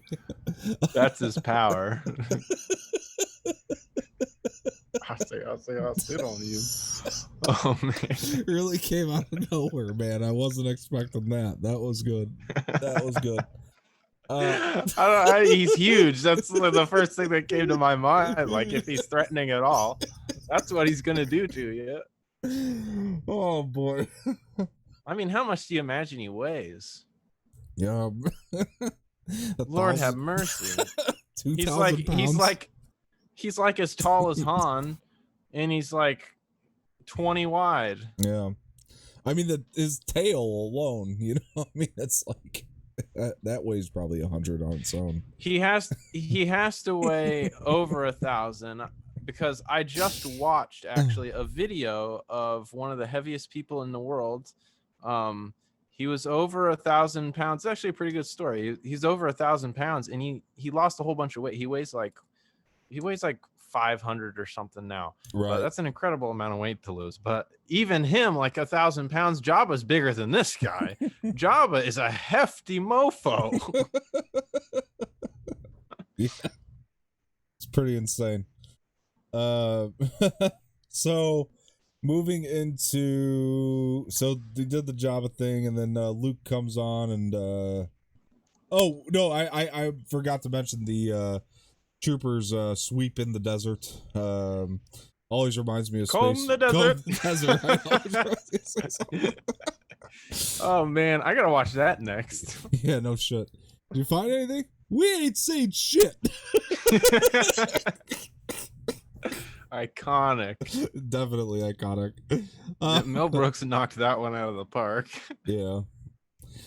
Dewbacks, that was another thing that George added into this, were the dewbacks that the troopers were riding. I mean, I think he had dewbacks in there, but he added like more of them into the scene for some reason. There's a bonus feature on the Blu-ray. It's called Anatomy of a Dewback, and it's literally George Lucas talking about the anatomy of dewbacks for about a half hour. It's quite something, not gonna lie to you. That's information that I didn't necessarily want to know, but I'm so glad I know now. It's really, really something. I don't know why that's even a bonus feature, but I do watch it just to get a good chuckle every so often. Anyway, so yeah, that's the dewbacks. They're combing the desert. They ain't seen shit, and then well, they do find something here in the movie, don't they? I mean, don't they? I think they find something. When they find the escape pod, is that when you're talking about? Right. That's what they end up finding, is the escape pod. That's right. And he picks up the piece and he says, "Look, sir, droids." Yes. Thank you. That's exactly what he finds. How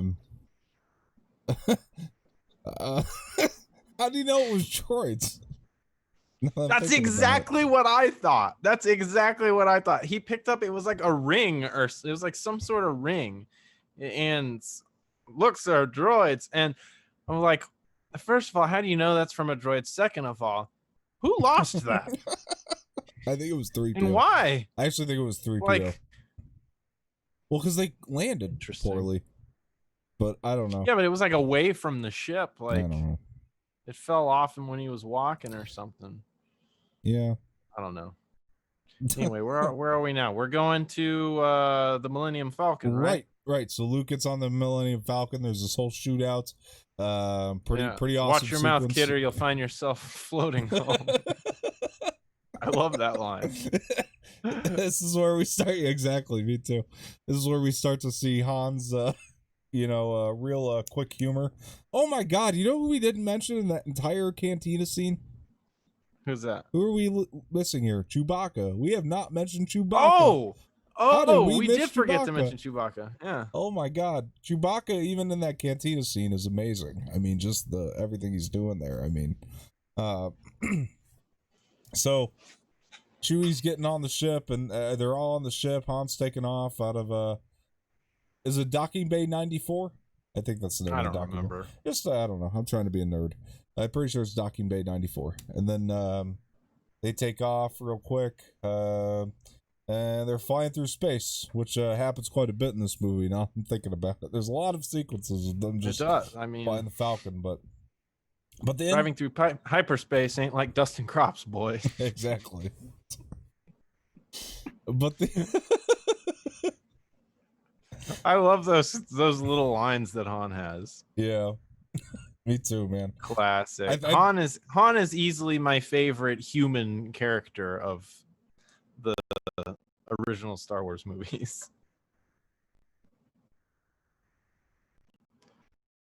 I lost your audio.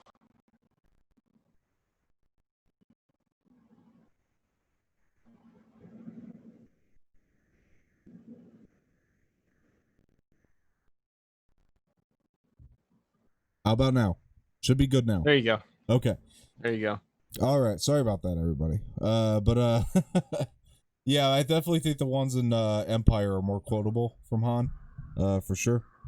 That's just me personally. But I mean, let's talk about the interior of the Falcon, just how lived in it feels, and how cool it Oh looks, yeah. and just it doesn't matter to me that we spent so much time in here because it just feels it feels just so lived in. It's such a cool place to be, and the chessboard, I mean, is awesome. Yeah, it's all really incredible. That reminds me, when are you gonna fly out here and go to Disney and go to Star Wars Land with me? Gee, I don't know, Adam. Maybe I should do it right now while we're in the middle of a pandemic. Hey, there's nobody there. We'll have it all to ourselves. Yeah, let's go attempt that and get shot by the mouse police, or shot by the mouse police. And now it's on camera, so they know it's us. You think they use police. Do you think the mouse police use like Nerf guns instead of like, I don't know. But I like to think so. Yeah. When you get hit, it's like squeak.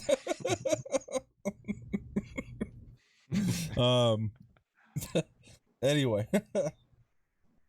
But yeah, that's something I definitely want to do one day. I just hear it's ridiculous to get there. That's so very expensive. It's expensive, and I hear the lines are insane just to get on the rides. I mean, and after this all ends, dude, Disney is gonna be off the chain crowded. Yes. So I don't know, Adam. I'll see you in like 20 years or something like that when it's not such a novelty, right? But so where was I? So they're on the Falcon. They're going. They is this the part with the tractor beams, right? Or the tractor beam with the Death Star? Yeah, that's no moon. Yeah. And we've got, I was gonna say the one of those whiny Luke Skywalker line. What's that flashing? I forgot all about that. Yeah.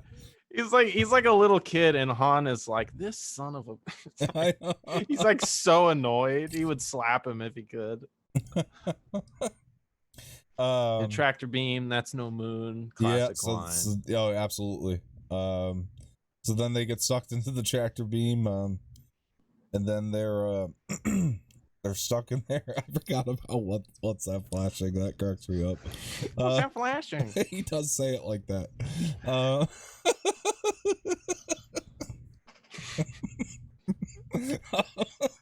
So then they're in the Death Star. It's just the fact that like he's all up in his grill and he keeps talking, and Han's already annoyed. I know. And he had just said something to Luke snarky, and literally right after that, Han turns one way and Luke leans forward. What's that flashing? It's like the most annoying thing in the world. Like, I would have slapped him. Yeah, he's yelling at him like the entire time though. He's like, turn around, like the entire time. He's whining. But okay. I would have been like, yeah, and you're the one that wanted to fly. Yeah. Anyway, so Luke would have lost his shit if he'd flown. But so the Falcon's going into the tractor beam, into the Death Star. They land in there, not purposefully. Then they come up with the plan to beat up the stormtroopers and undress them, take their outfits, walk out. You realize there's naked stormtroopers in that Falcon. Like, that was the main part of the plan. They put emphasis on that. They're like, okay, we need to figure out a way to get these guys undressed. Should we serve them a few drinks first? Yeah. Oh, I was gonna say too, we get Darth Vader in this scene, and something that I thought I actually laughed when I watched it this time. Because just the way he says it, he goes, he says, I sense something, a presence I haven't felt since. And then he just walks away. It feels so random. Because he's literally like this. I sense something, a presence I haven't felt since. And then just leaves. And you're like, Wait, since what? And where are you going? It's like in it's like in Friends with Joey Tribbiani, the smell the fart acting. Where you pause and it's like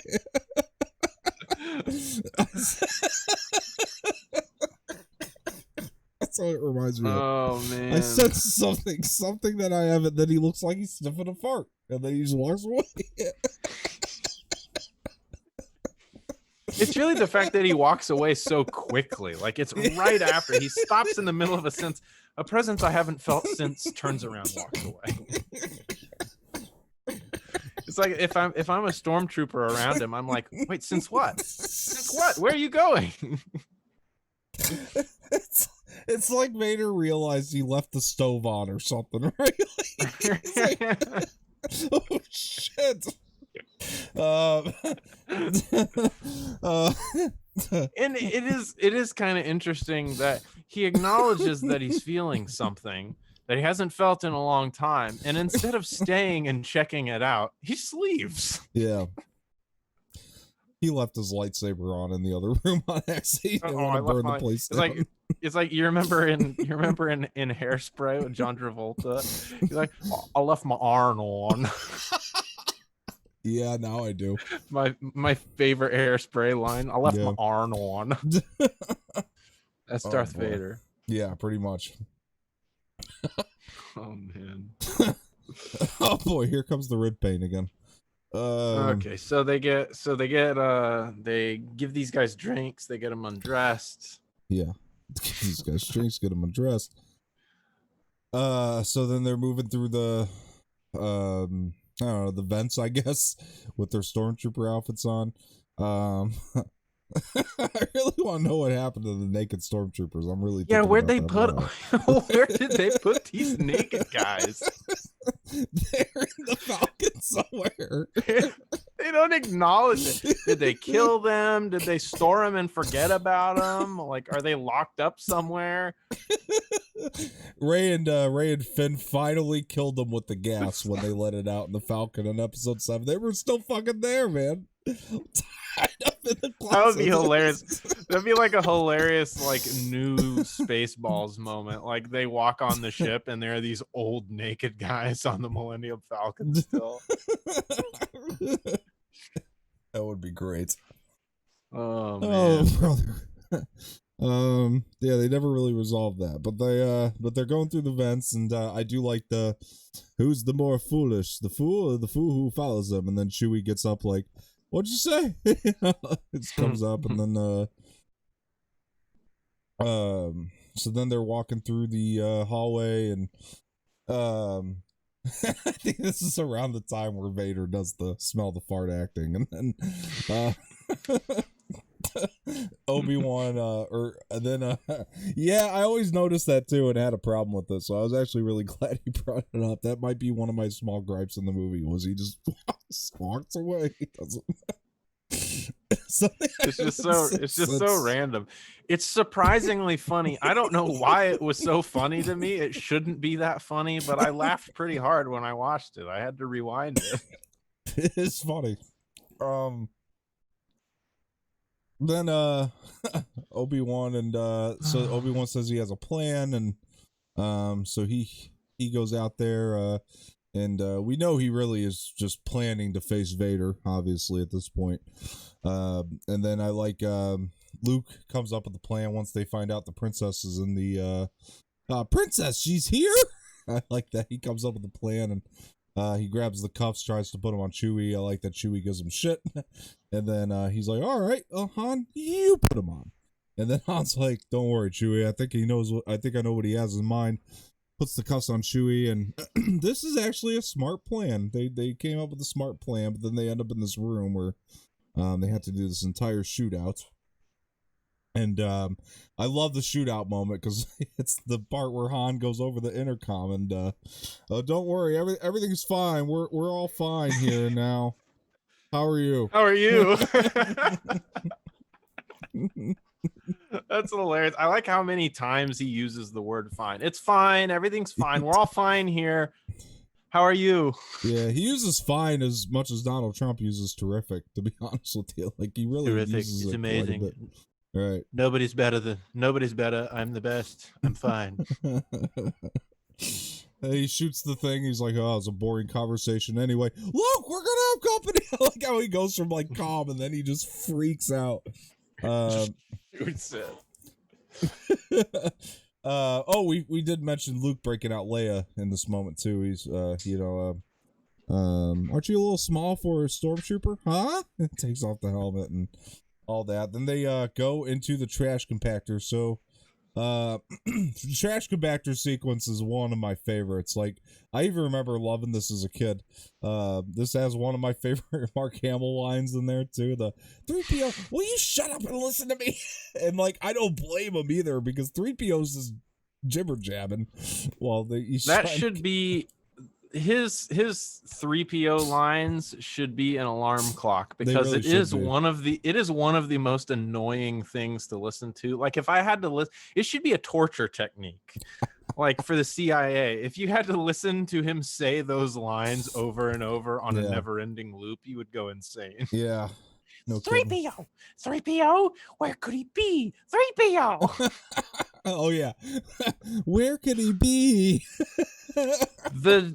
The general banter in the garbage compactor is excellent though. Yeah, it's just it's really great. And you've got Han, absolutely, your worship. Yeah.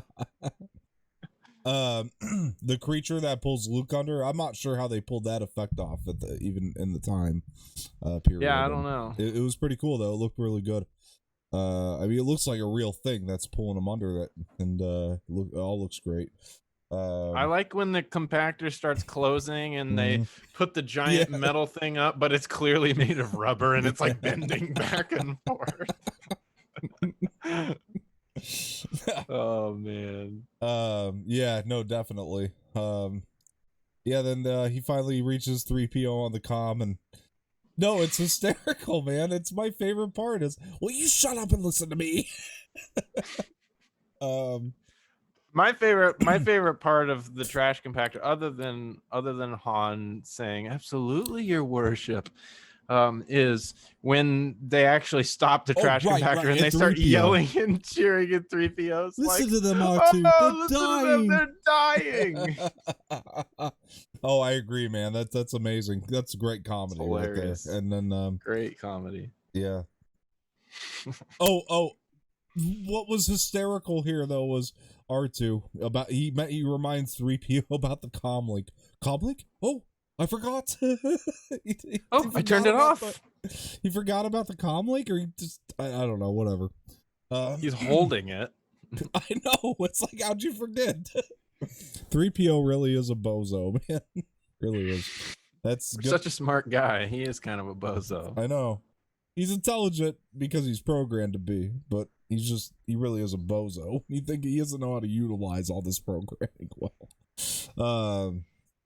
And anyway, what was the thing? One of the funniest things that Mark Hamill said was, this was in that Rise of Skywalker documentary that they did, but they Hamill was like, I always felt like 3PO would have been happier serving cocktails at a cocktail party instead of, but for some reason he just keeps going on these missions and he's a part of this. Yeah. You know, it's like he definitely would have been better like with the Empire, you know, serving their cocktails and stuff. Like, he's very reluctantly a part of this whole thing. Yeah, definitely.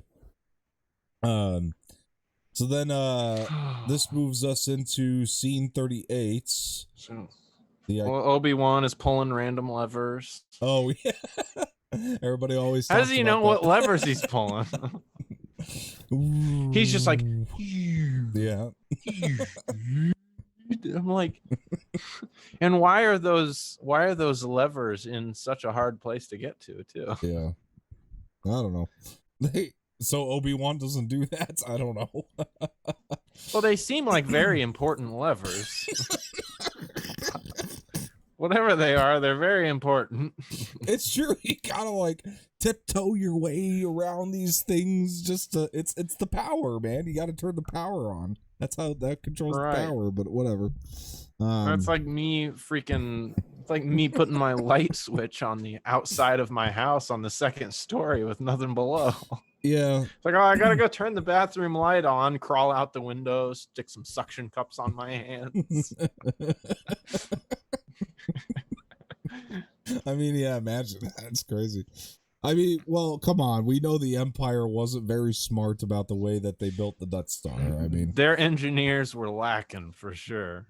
Well, Galen Urso made up the plans, right? On purpose. So that's why they were hard to get to, because Galen put the blueprints that way. Rogue One filled the plot holes once again, came to save the day.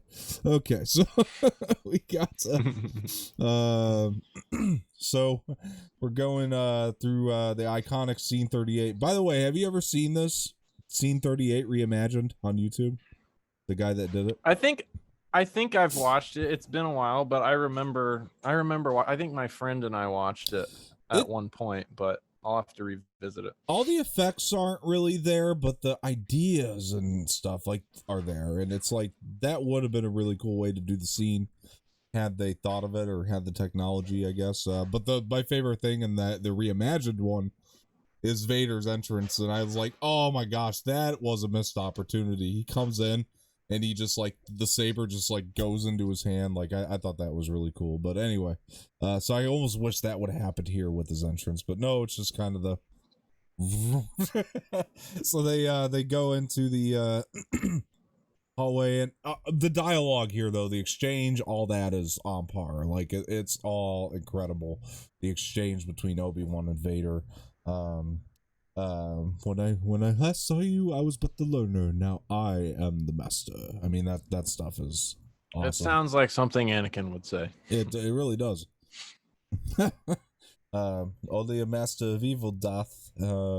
I can actually picture in my head Hayden Christensen poorly saying that line. Yeah, I can hear him executing it far worse. I was but the learner, but now I am the master. And then Ewan McGregor delivering the line even better. Only a master of evil doth. That bad contrast that they had. Anyway, so but this scene is incredible. I always remember, I know we were talking about that Revenge of the Sith video game.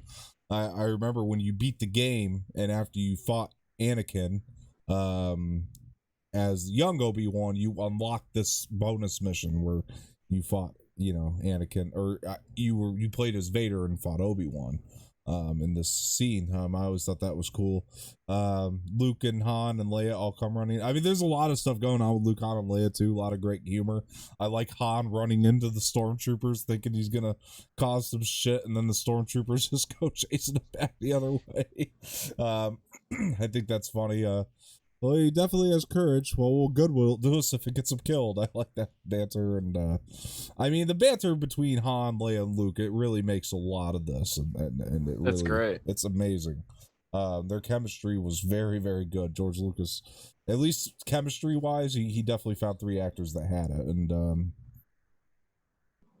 so anyway, excuse me. So, they go running through. They're trying to get back over to the Falcon. This is where stormtroopers have legendary poor aim. Yeah, in this whole thing. They definitely do. When Luke and Leia are trying to get off the platform and they're literally in the middle of a giant doorway that's like the only thing to aim at, and the stormtroopers like pew, pew, pew, pew. You're like, what are you aiming at? Dude, Luke just kind of stands there and he's watching the fight, and like they still don't hit him. I mean, he's just I mean, he stands there, he's like, so Ben goes down and Luke, no! But Ben goes down, and I do like the moment. I like the swing, and I like the way Ben disappeared. That was a complaint among Star Wars fans for a long time, was the fact that Obi-Wan just disappeared out of the thing, which I never really understood why that was a complaint. I just always thought it was assumed that you just, when you're that, when you're a Jedi of his ranking, that you do just pass over to the Force. I don't know why that was a complaint. I always thought it was kind of bizarre, not necessarily that he just disappeared, but I always thought it was kind of bizarre, the timing of it. Like they were just fighting, and then he sees Luke, and then he's just like, okay, yeah, I'm done.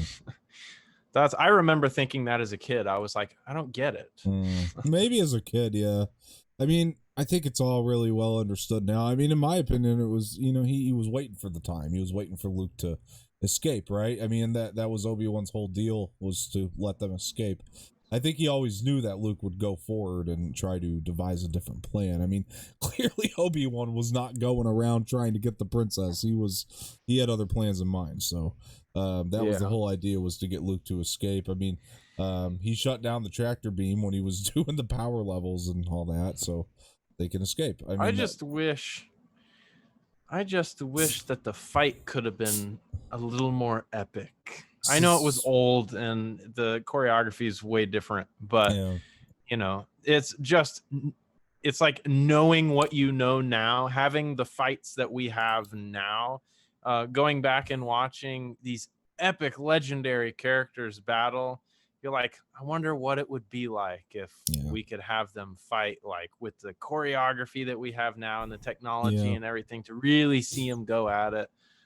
So it was something that, watching it for the first time a long time ago, was just so amazing and awe-inspiring, and there is still a gravity about it, but that is one of those things that as technology increases, sometimes it takes a little bit of the luster away from the old stuff, because you know what we're capable of. Definitely. I think that's why, like, the Scene 38 reimagined video is such a big hit, because obviously, I feel like a lot of people probably feel the same. Like, what if, we did have that in this movie, and, we don't. But, I mean, I appreciate the usage of wide shots, in the scene, though, too. I mean, to me, that's something that I still appreciate that we have, which, has not been used in all lightsaber moments as the way it was used here. So I at least appreciate that, and the fact that the choreography was, was all practical, and it wasn't like insanely difficult choreography, but I just appreciate the practicality of it, I guess. So it's like watching Alec Guinness hit and then spin around in a circle and hit. And it's like when you watch the newer ones, it's like, man, they are really physical in the fights in the newer ones, and doing some fancy stuff. That's true. And it's like, back then it was like, and it was like impressive at the time, and now we've got like the Darth Maul choreography and stuff like that that just made your jaw hit the floor. 100%, man. Excuse me. So they're on the Falcon, and is this where Luke goes, oh, I don't know, it was just kind of weird to me, because I'm pretty sure this is the part where Luke delivers the line, I only wish Ben were here. Like, it's like he just lost Ben. Like, he's speaking about it like he's Ben's been gone forever. But okay. So they're on the ship, and what did Han say to Leia? I'm not in it for your revolution, and I like that banter and all that. I enjoyed my favorite moment, I think, takes place here is so what do you think of her? I'm trying not to, kid. Oh, and he's like, still, Han notices that Luke's got kind of a thing for her, which is weird in retrospect, but Luke has a thing for her. And Han is like, still, she's got a lot of spirit. What do you think? Princess and a guy like me? And Luke just, no. He's like, no. I love the absolutely smile. Not. The smile Han Solo gets on his face. But anyway, so they're flying off to where they're going. They're going to Yavin 4 to deliver the plans. And this is the part where the TIEs go after them, right? I think, or did I just miss that?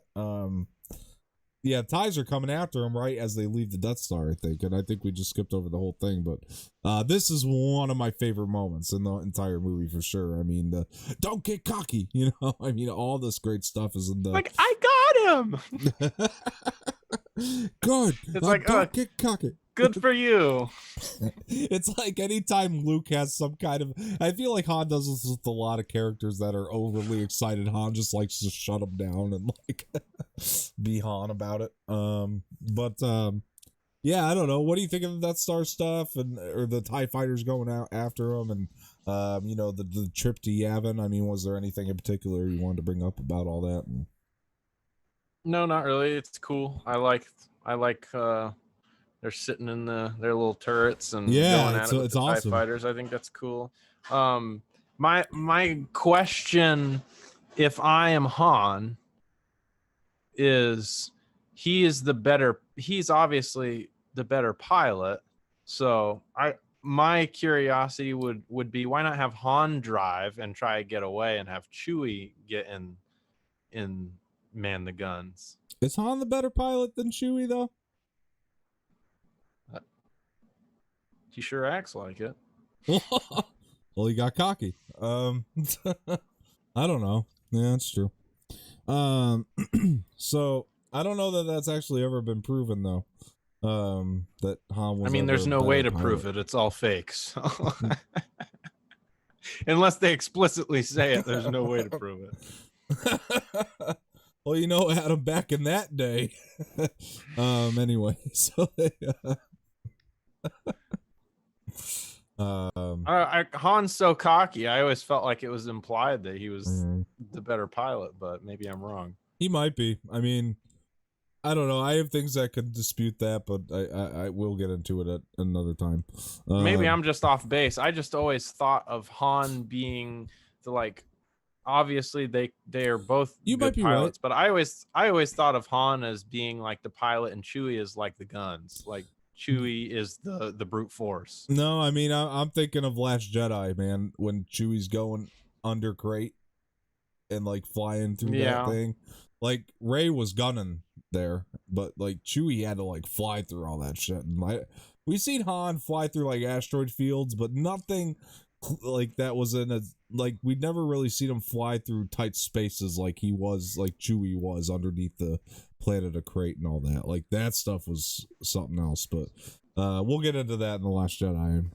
I just felt like it feels like the Millennium Falcon is Han's ship. Like Definitely. he seems to take possession over it. So I don't know. I just felt like it's implied that he is like the pilot of the Millennium Falcon. He is. So I mean, it was just a random question that I thought of was, if Han is the better pilot, why not have him try to get away and have Chewie man the guns? Because I feel like Chewie would be better at using weapons. I feel like the honest answer, he probably has more experience.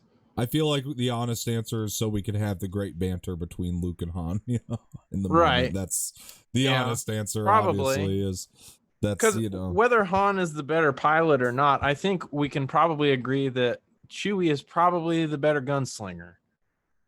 So Han? Yes, I'm going to disagree with that too. I can't see it being disagreed with though. I feel like Chewie is obviously the better gunslinger. I mean, interesting. I feel like he's the brute force all the time. Yeah, he does a lot. Yeah, that's true.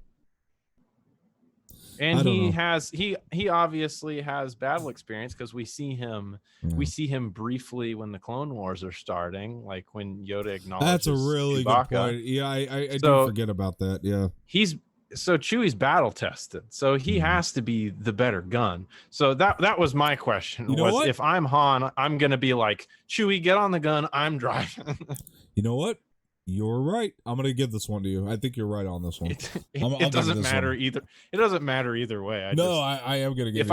If I was Han, I probably wouldn't have played it the way he played it. But I forgot about the Battle of Kashyyyk and Revenge of the Sith. Jesus Christ! Obviously, Chewie's the better. Yeah, I wasn't even thinking of that. But yeah, I think you're right on that then. Yeah, it probably would have made more sense to put Chewie in the gunner. Either way, they got the job done. Yeah, I got the job done. I think the other great thing about the scene is obviously William's score right there is a dun dun dun That's a clip out for you. But That was pretty solid, though. thank you, appreciate that. Uh, but no, it's one of my favorite scores in all of them. For sure, is that moment.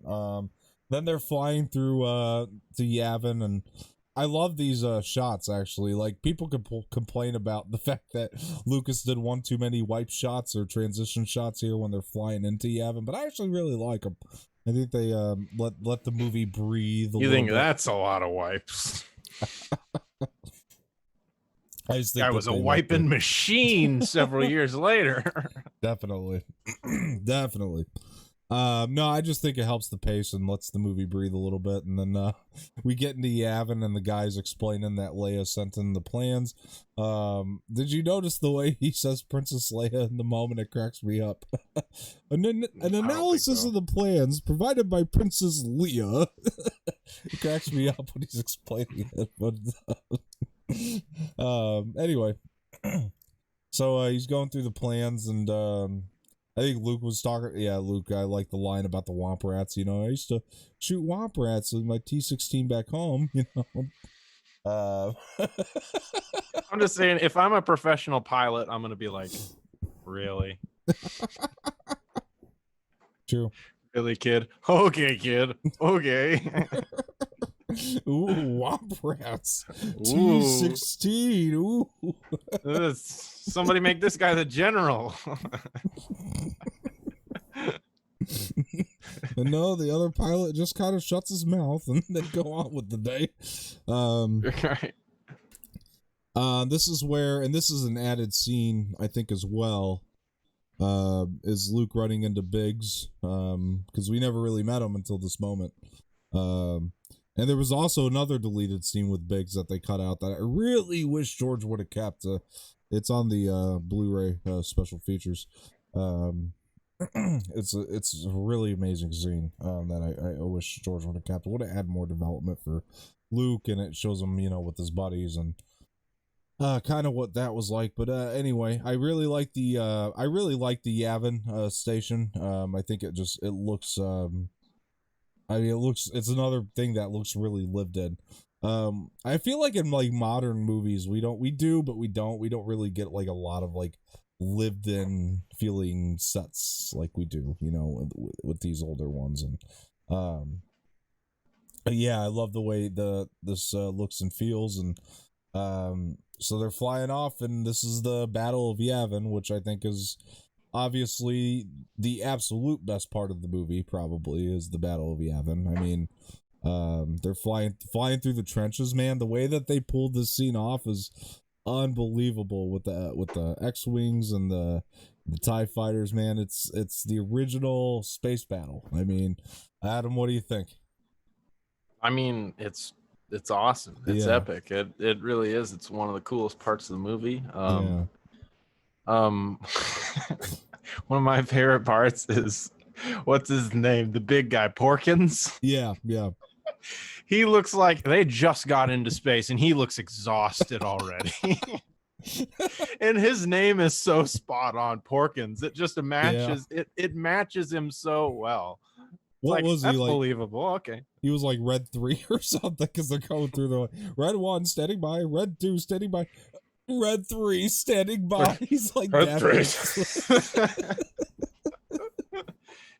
He needs to have a droid that constantly wipes his forehead or something. He looks like he's been working so hard. Like the battle has just begun and he needs a break. He needs one of those squirt bottles with the fans on it just to like get up the sweat. Yeah. I know, it's like it took him like an effort just to climb up into the X-wing, and like now you're right, man. He's exhausted. Oh, man. He just barely passed that fitness test to be a pilot. Yeah. But I like the way that they designed this dialogue of the, you know, Red 5 standing by. You know, I think that stuff is really cool. I love I like the way that it's shot from the cockpit view, and all that shit is amazing. Yeah, just inside the trenches of the Death Star is awesome. Then obviously we experience like I love the tension of the scene too, because like you know we're also watching people back at the this Yavin station, the rebel base, kind of trying to see what's going on here. So we get like a lot of tension. Obviously a lot of people die in the scene. But Luke speeding away. I like the shot of Vader, and then so Luke I mean my favorite moment is Luke obviously taking away his I forgot what they called them, but he takes it off, and then he goes, you hear Ben, let go, Luke, let go. It's amazing. And then Luke is almost there to take the shot. Then Vader's about to get him. Then Han comes flying in, and yeah, I love it. It's awesome. This is like what Star Wars is to me. He pretty much takes Vader out. All right, what does he say? All right, kid, you're clear. Take the shot or something like that. And then Luke takes the shot, and then the Death Star blows. I mean, it's unbelievable. And then my favorite line in the movie is when you hear Alec Guinness, "The Force will be with you always." I mean, it's amazing. Then they get back, and I love that R2 is just so fucked up from this battle, and like he looks like he is pretty much like destroyed completely, and 3PO's all worried. R2, oh my! And then I like that Luke is like, oh, he'll be all right.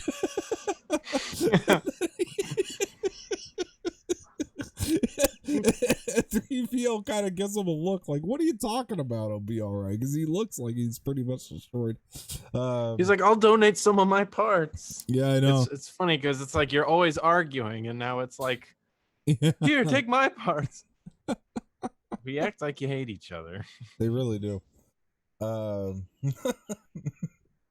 So then obviously it's I mean this is a shorter Star Wars movie for sure, and we're heading right into the medal ceremony, and they all get medals except for Chewbacca, and yeah, I mean that's hey, Chewie does get a medal in canon. They did give him a medal. One of the comics, I mean the Leia comic, I think, takes place right where this leaves off, and they make sure that they give him a medal. So it's the biggest Oscar snub. Chewie got Oscar snubbed. Yeah. But obviously the score here at the end is unbelievable, and one of the best. Dun dun dun dun dun dun dun dun dun dun dun dun dun dun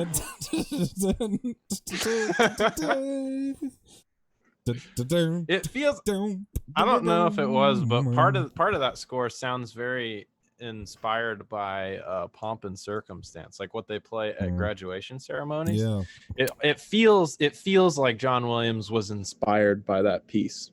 I don't know if that's true or not, but that's what I feel every time I listen to it. Yeah, definitely. He got a lot of inspiration from other pieces of music, to the point where it's kind of controversial in the music community. Yeah. I'm walking down the aisle to that, though. Just want you to know.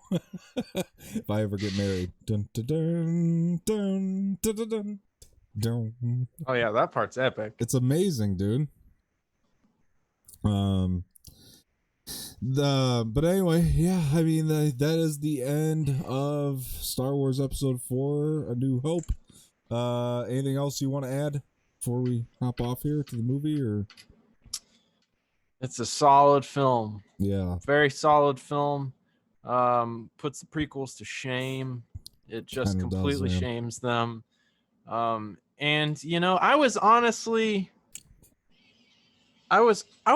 surprised when I watched it this time. It's been several years since I've watched it. I've seen it a million times, but I've been very busy the last couple of years, and I just haven't gotten around to binging through Star Wars for a long time. And A New Hope is usually my least favorite of the originals. I always kind of got bored through it. There were, compared to the other ones, a lot of people always thought I was crazy for saying that, but it was the one, if I had to skip one, I would have usually easily chosen to skip A New Hope. But watching it this time, not having seen it in a couple years, I enjoyed it a lot more than I remember enjoying it, actually. I mean, it holds up. It's a solid movie. It's a really wonderful solid movie. Very, very solid. Yeah, I agree completely. This is the last movie as well, or Star Wars film that we're going to be talking about that was directed by George Lucas, so that's another thing. This is the last one that he directed. So yeah, that's another well, not the last one he actually directed in real life, but the last one we're talking about that he had directed. So it's that might be a gift. And the directing that he incorporated on this film is unbelievable, and you know, it he always did really good on this movie. I mean, Yeah. obviously he played a very important role in this movie. So yeah, definitely. And solid film. 100%. And the fact that, I mean, this idea that he had has launched what it has, you know, it's really unbelievable, and nothing else has really done that since. I mean, there's been original ideas that have launched like massive franchises, but I don't think anything like to the degree that Star Wars has. There's never been like an original movie. Like, usually movies that launch franchises are either based on a book or, you know, something, you know. And George just did it all from his mind, and I think that's something to notice, that we really haven't had any like actual original ideas that in movie and film that haven't been adapted from something that's really launched a franchise the way that this has. I mean, you would think that this movie is based on a book because of, you know, all of the elements that are actually in it. So that's something to recognize as well. Well, that is the ending of our review for Star Wars Episode 4, New Hope. I think we got it done a lot quicker, but it was a shorter movie to go through. Man, I wish I could think of something else to add, but I really can't. But Adam, thank you for joining me as always. Guys, I've been Don Martino. I will see you guys again on Wednesday. So be sure to tune in then. Like this video, subscribe to the channel, leave some feedback in the comments section. You know, share this with your friends, do all that. I'll also be leaving my Twitter and Instagram in the description below. And Adam, where can the people find you? Instagram and Facebook at the Red Eclectic, and I just uploaded my first YouTube video, so we're getting rolling with my YouTube channel, so you can find me at the Red Eclectic there too. So go check out my video, and there will be more to come. Like, subscribe, share, all that nonsense. Definitely check out Adam's first vlog. I watched it myself, and I thought it was pretty unbelievable, and I really did enjoy it. If you want to learn all about why you got to do things that suck fucking balls, I mean, definitely check that out, because it's something else. But anyway, guys, please subscribe to the channel, do all that, and I'll see you guys next Wednesday. Thanks for tuning in. Bye-bye.